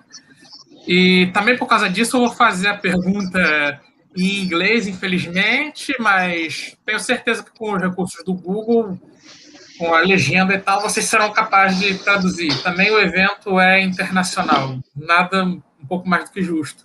A minha primeira pergunta, ela vai para o Guilherme, porque a maioria não, todas as pessoas dessa mesa, para além da alteridade, elas têm um ponto em comum, que é meio que essa alteridade bizantina ela é composta de elementos que não podem ser simplesmente caracterizados por um espectro. Você pega o trabalho, por exemplo, da Chergui, do Cahal, que eles dizem como esse outro foi construído, que a princípio pode parecer de maneira religiosa, mas tem diversas questões políticas por trás. Um pouco do Constantinos também, quando ele fala da aliança entre Melech e os outros armênios, você tem esse impacto político e religioso na tradução. E eu acho que de você, Guilherme, como o nosso público lusófono deve ter um pouco mais curiosidade, já que fala do século XI, de Bizâncio, e todo mundo aqui sabe o que teve no XI em Bizâncio, apesar de não saber exatamente o que aconteceu. Para isso, spoiler, vejam a palestra de amanhã da professora Cláudia Bovo. Eu queria saber de você o que você viu na sua fonte dessa barbarização de pessoas, tanto de não cristãos, quanto se haveriam cristãos bárbaros, pelo menos no Miguel Pselo. So I said that it was a great conference, that each one of you brought a really interesting topic to discussion that has a lot in common. Most of that is that the building of authority, the construction of authority, even when it seems only political, as in Guilherme's case, or mostly religious, as in all of your three, it's not that set in stone. It's more than political, it's more than religious, it's very multifaceted. And I asked Guilherme the first question, which was, how does Michael Pselo, sorry, spoken Portuguese, he understood the religious authority, if there were Christian barbaric people, and if there were some heretic that were not barbarians. Obrigado, Leandro, pela pergunta. Bom, como se a gente for pensar na questão dos hereges, assim, a cronografia não trata muito sobre isso, né? Na verdade, não trata em nenhum caso assim mais profundo sobre hereges nesse período, né? Agora, você tinha perguntado, a partir desse contexto e tudo mais, como que o Pselo vê a questão, né, se existem cristãos que são bárbaros, né? Sim, ele basicamente ele não deixa de chamar, por exemplo, um búlgaro de bárbaro. Os búlgaros são chamados de bárbaros ao longo da cronografia. Os rus, que apesar de estarem em processo de cristianização, são também chamados de bárbaros. Então, como a cronografia é uma história política, né, do século 10, 11, mais para o século 11, obviamente, ela também foi escrita no século 11, não se sobressai tanto, né? A cronografia tem essa especificidade de ser, assim, claro, com todas as ressalvas a essa expressão, mas uma história mais secular. Ela não tem um sabor tão religioso. Então, é mais comum, quando você pega a cronografia, de você reparar que é mais uma história de imperadores, uma história do império, e mais ainda é uma história do palácio. Então, ele não trata tanto dessa questão religiosa. O Pselo tem os seus problemas também com a religião, com esse tipo de coisa. Então, assim, não há uma alteridade muito forte. Agora, claro, parte da minha pesquisa se situa em relação à representação dos povos latinos e tal. E aí, no século XI, você tem o chamado Grande Cisma, de 1054. Na minha pesquisa, eu tento entender como que os latinos já aparecem, como que os ocidentais, né, digamos assim, esses povos ocidentais de tradição latina ou germano-latina aparecem na cronografia. Na verdade, eles têm uma posição muito pequena, muito pequena. Isso começa a mudar a partir do Miguel Ataliates, assim, quando a gente vai tratar da historiografia no período intermediário, né?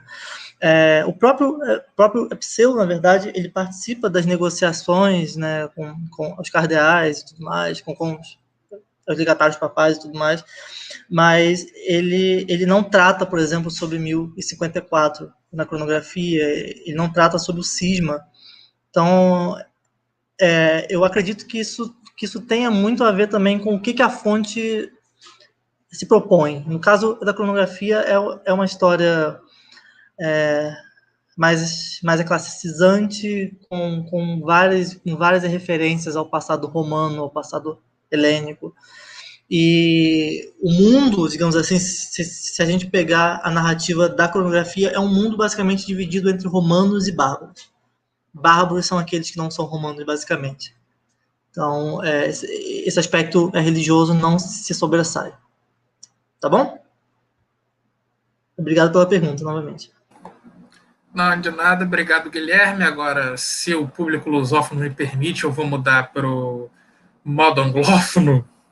Okay, thanks, Guilherme, for the answer. Now I'm going to swap to Anglophone mode. Sorry, all Lusophones. But yeah, I have several questions to all of you. And I think I'm going to start with Cahal and also go to Constantinos, because one of the questions I have to make to Cahal kind of resonates in his team. And I'm leaving Chergui for the last one because I had kind of two more, and one is about explaining a bit more a wonderful aspect that I think I missed. But Carl, your presentation was excellent. I think that you are talking about is something that really dialogues with my research in particular, and I think there are a lot of those who are watching us. And I have technically three questions for you. The first one is that when you're saying that the Paulicians, they are corrupting the Romans, I'm going to call the Byzantine Romans because, well, that's the whole theoretical point of view of this laboratory. They're very much fans of Anthony Calderi's work, so if I call them Byzantines, Guilherme in particular would not like me. But in any case, you are telling that the Paulicians were harmful to the Romans and that they were harmful in religious ways.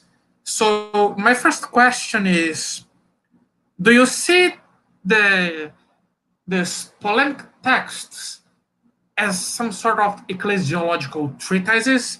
Not ecclesiology in the sense of, now let's describe the church, the churchly hierarchy, but in a concept that the French historian Dominique Yonapar in particular likes to conceive as quote-unquote sociology of the Middle Ages, how these interpreters of society, they interpreted their community.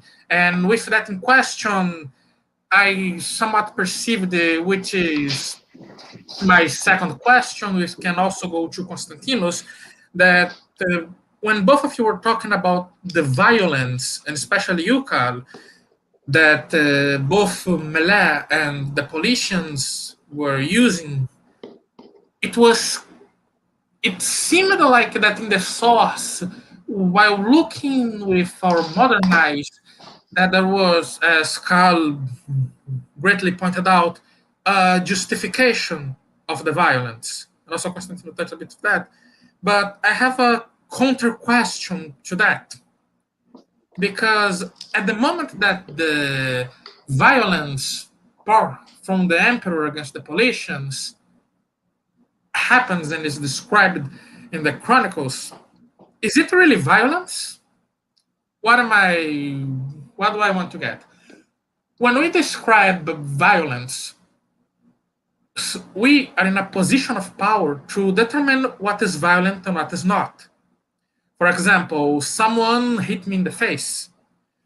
Hitting me in the face was a violent act, but only because I said so.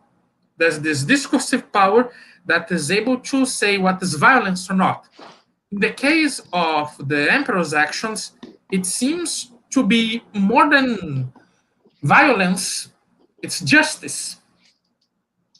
I think I can understand my point, that it's not a violent, the emperor is not being violent, but the community, when the Paulicians, when they're entering in the Christian territory, in the Christian life, in the Christian Romania,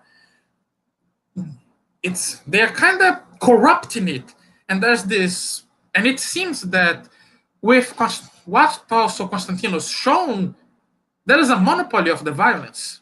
The violent one is the other, while the one that's talking, the enemy of Mela and the Christian, he's not violent, he's being fair, he's exerting justice. And so I want to ask you, and in the case you both, if there's violence, although this question goes more from Cahal, but I think Konstantinos can also say, if this violence of the Paulicians, if they are not the true violent people, and if it's not a violence against only the Christians, but also a violence to another body of Christ, of Christians, which is the church itself.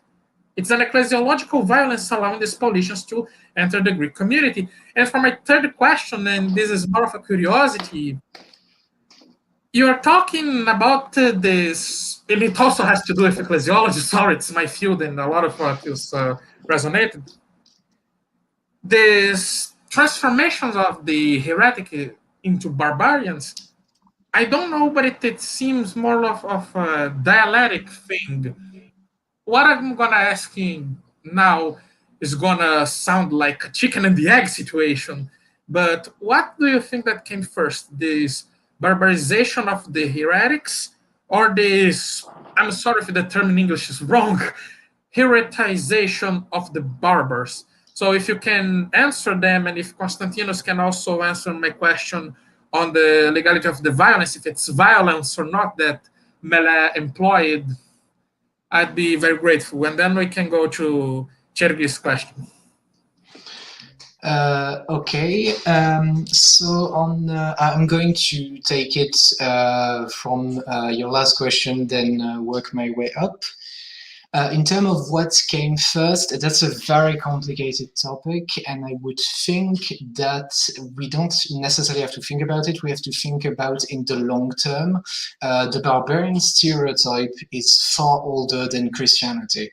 It is literally one of the first term. It's literally present in the Iliad. So it's there in the seminal original Greek text.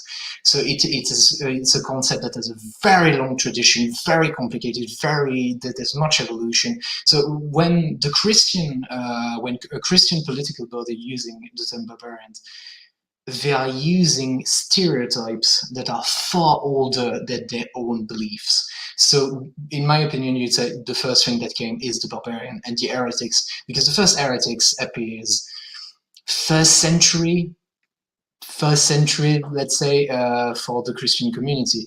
And so yes, the barbarian is far older, but into the question of course, how do you use it? That's very complicated, because Christianity starts of kind of this underground religion in the Roman Empire, and then by the 4th century, it gains power, and there everything changed, and we start the period of the Constantine Church, and the situation is very different to which community you will use. In terms of the aspect of violence, so if we use, of course, the Weberian definition of violence, that is that the state has a monopoly on legitimate violence, I don't necessarily tend to approach it that way. Yes, this is justice. The violence is done, but the violence is done on a judicial claim. Our sources describe trial. They describe trials that all end up with capital execution. All the Paulicians that were found to be guilty were either burnt or decapitated. What I'm interested in is not necessarily the definition of violence in terms of the relationship to the state. It's how the people who are doing the violence perceive the action. If they perceive the lawful, it's important. But then, if you end up decapitating an entire village, the adult population of an entire village because you consider them heretic, I still believe that that's is violent action that is, of course, in the society not put on the same scale as the Paulician violence. The Paulician violence is considered unlawful, wrong, not justified, whereas the imperial violence is justified. But what I would tend to agree with, and that's working with the analysis of Denis Crouzet, is that violence is a language, and it means something, and the way they're doing it means something. The separation we have with the Paulicians going from a judicial process, as you say, from violence that is inflicted by the state, to a military process, which means that they are now subject. The Paulicians became not subject of the law; they became enemy of it, and that's a very different relationship toward it. And for me, there is relationship that goes both ways. It means that the judicial violence is so important that it forces the Paulician to rebel and starts armed rebellion, and then and then the imperial army moves in and has to change its way of thinking. It's not going to punish them, it's going to destroy the Paulician as a state and disperse the threat that they pose. And in terms of your first question of sociology of the church, the sources that we have are polemical, but they function as a history. Peters of Sicily sources describe does a history, so it's a history of heresy, so it's very topical. He uses many sources. It's not that interesting because it's very, there's many topos, it's very stereotypical. For example, there's this idea that you became a heretic because you had, to simplify, family problems. So your mother was an adulteress that teaches you in the way of heresy. You yourself became an adulterer, so you become a heretic.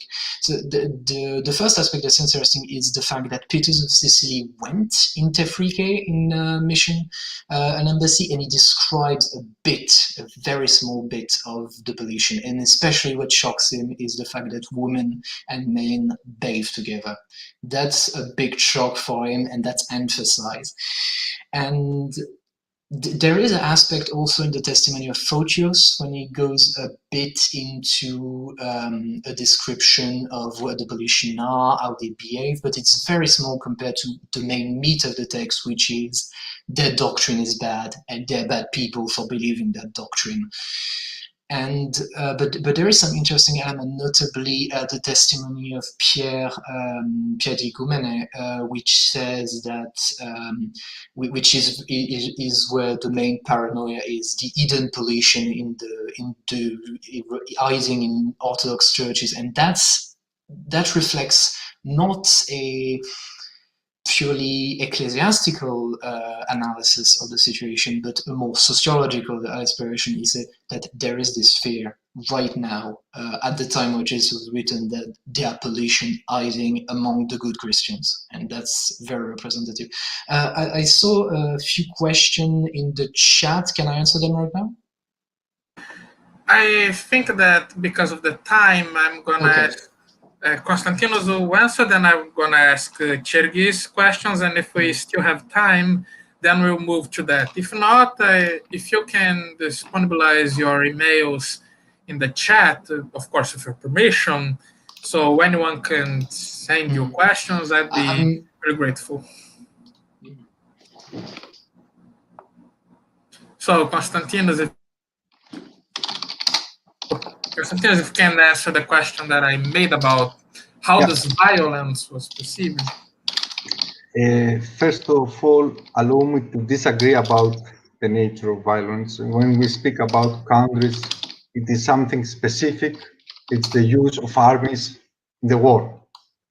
So simple. The real difference between just war, unjust war, holy war, unholy war, and all these kind of differences that medieval people like to use to describe a war. But even today, if we think, there is a very famous writer about international relations who wrote that nobody likes to think that his side is with the side of devil.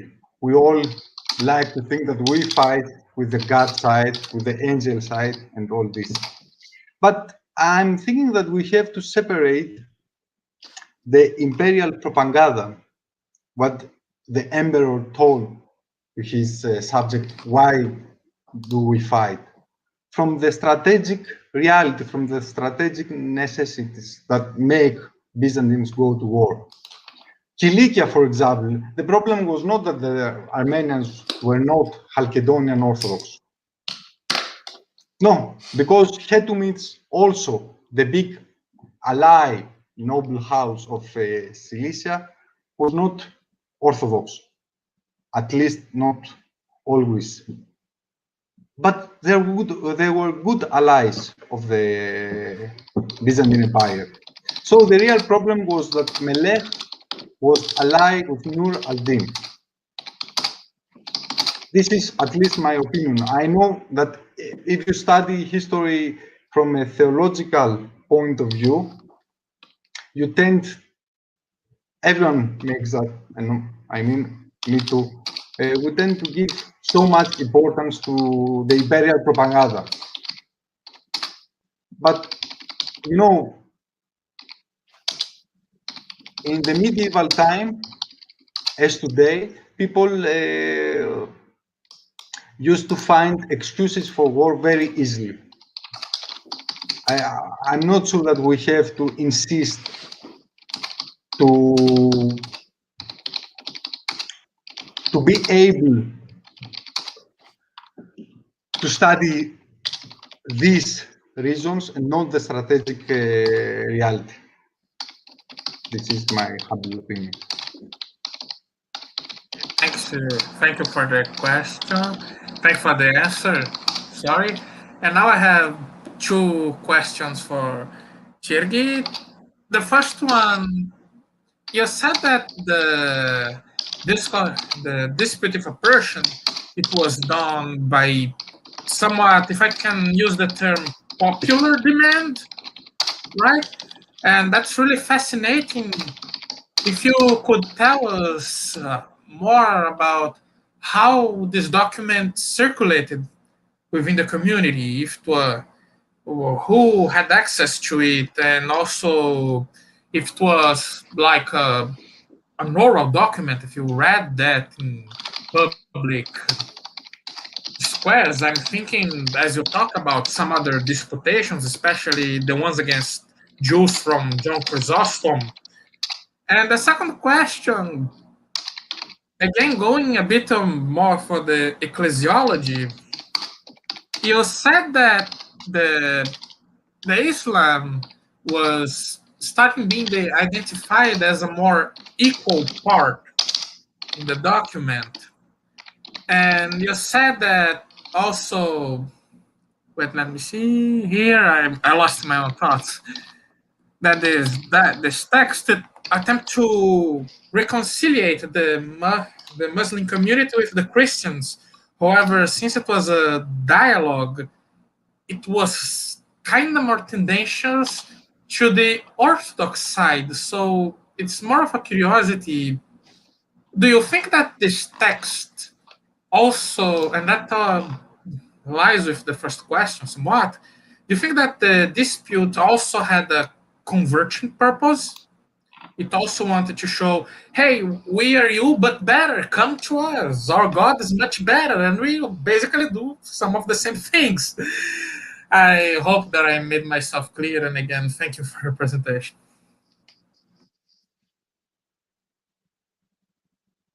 Oh, your microphone is mute. Sorry.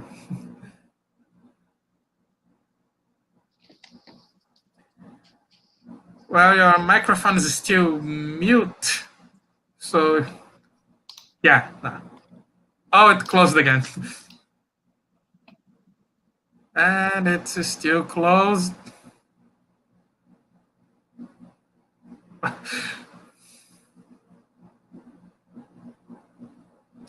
I think our microphone, yeah.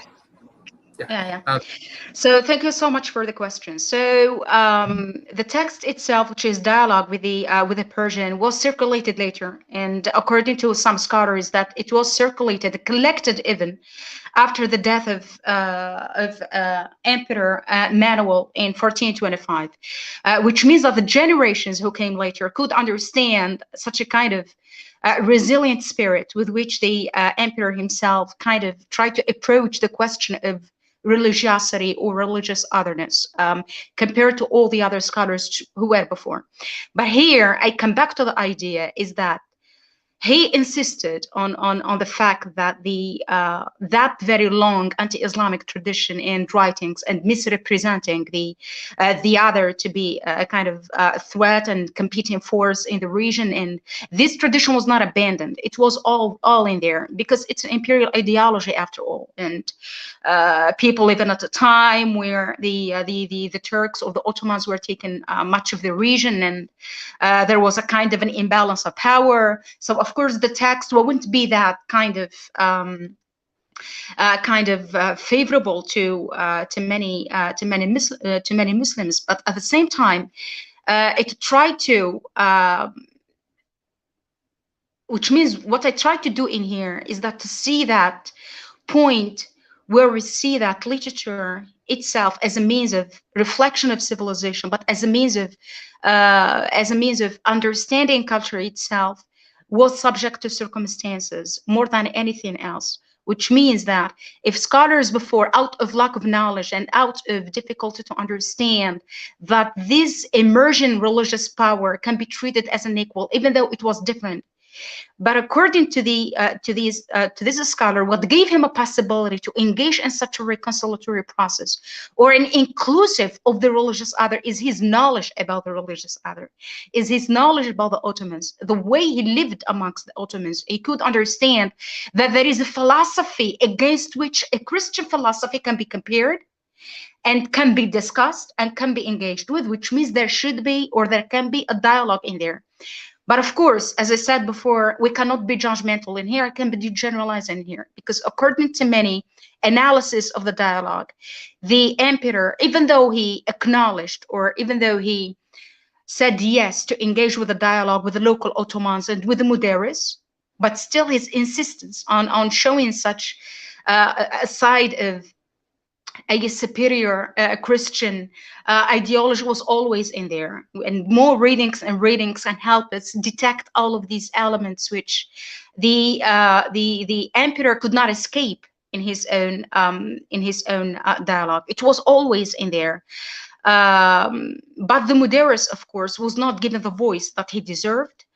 He was not kind of allowed, as I said, to make references the way he has to be, because when we say dialogue, it has to be on equal terms between the discussants. But still, I try to emphasize on the idea of how the text was perceived mainly later, how the text can give us an understanding that the literature towards the end of during the time or the last decades before the final fall of Constantinople at the hands of the Muslims, lived in a kind of communication with the religious other, an attempt to understand the religious other, attempt to understand how complementary they can be, how different they can be, even though there is an implicit purpose to show that's Christian superiority and intellectual superiority of the emperor out of the Müderris.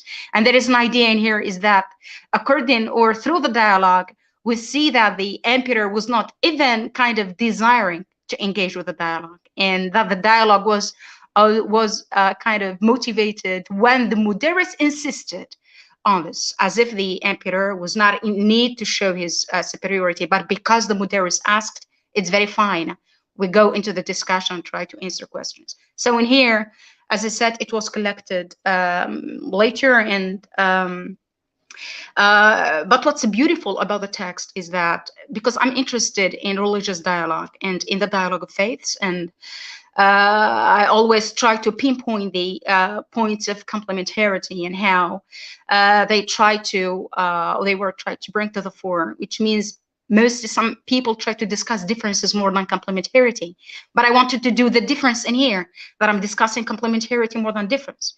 And I think, as you said before, it has much to teach modern audience, that the circumstances and text said things, but reality and the battlefield said things which were different. So we need at least to go deeper in our understanding. So the second question is very important and beautiful one, is that the text was a call for conversion more than a call for reconciliation. Of course, we can understand it implicitly that it's a call for conversion. But I think this was very instinctive in many religious texts of the time, is that there is an ideology behind in there, even though it's a literary experimentation. It's a reflection of feelings, a reflection of thoughts and ideas, but still there was always a hidden message to transfer. But of course, I can see it very well, is that the emperor was trying in a way to downplay the attitudes of the Müderris compared to the attitudes of the emperor, and especially that he did not want to engage in the dialogue at first, but the other one insisted, which means what you expect me to teach you, and these things we were always teaching, and people know about this. So yeah, it is an implicit call for conversion. I love the question because I can relate to it so much. It's an implicit call for conversion. But I want to insist in here, it's its own, even though it does not achieve what we want in terms of reconciliation, but still it's in there, especially in terms of the intellectual load and the types of the topics which were discussed, which were touched upon, which were like a kind of a heresy before. And according to some scholars, the ideas of the emperor were not tolerated on the part of some religious leaders, and they criticized his kind of resilient approach to the religious other and so many things. But still, it had an impact on many intellectual engagements of many other writers of the time. So I do believe that there is always an implicit message or call for conversion, even though whether it's announced or it's not. But we are speaking about an imperial philosophy after all. Religion is a means, but there was an imperial philosophy in there on the move, and it's working it out. It's something that I add to my research. Thank you so much for the question, this idea about conversion. Yeah. Excellent. I also thank for the answer. So now we're closing this table a bit. We're not going to have a lot of time before the next, the big closing conference of the day, but I'd like a lot to thank all of you that are still watching us. Thanks the organization of this conference. Thank all the presenters. Thank Constantino. Thank Chergui. I'm Chergui, and thank Cahal.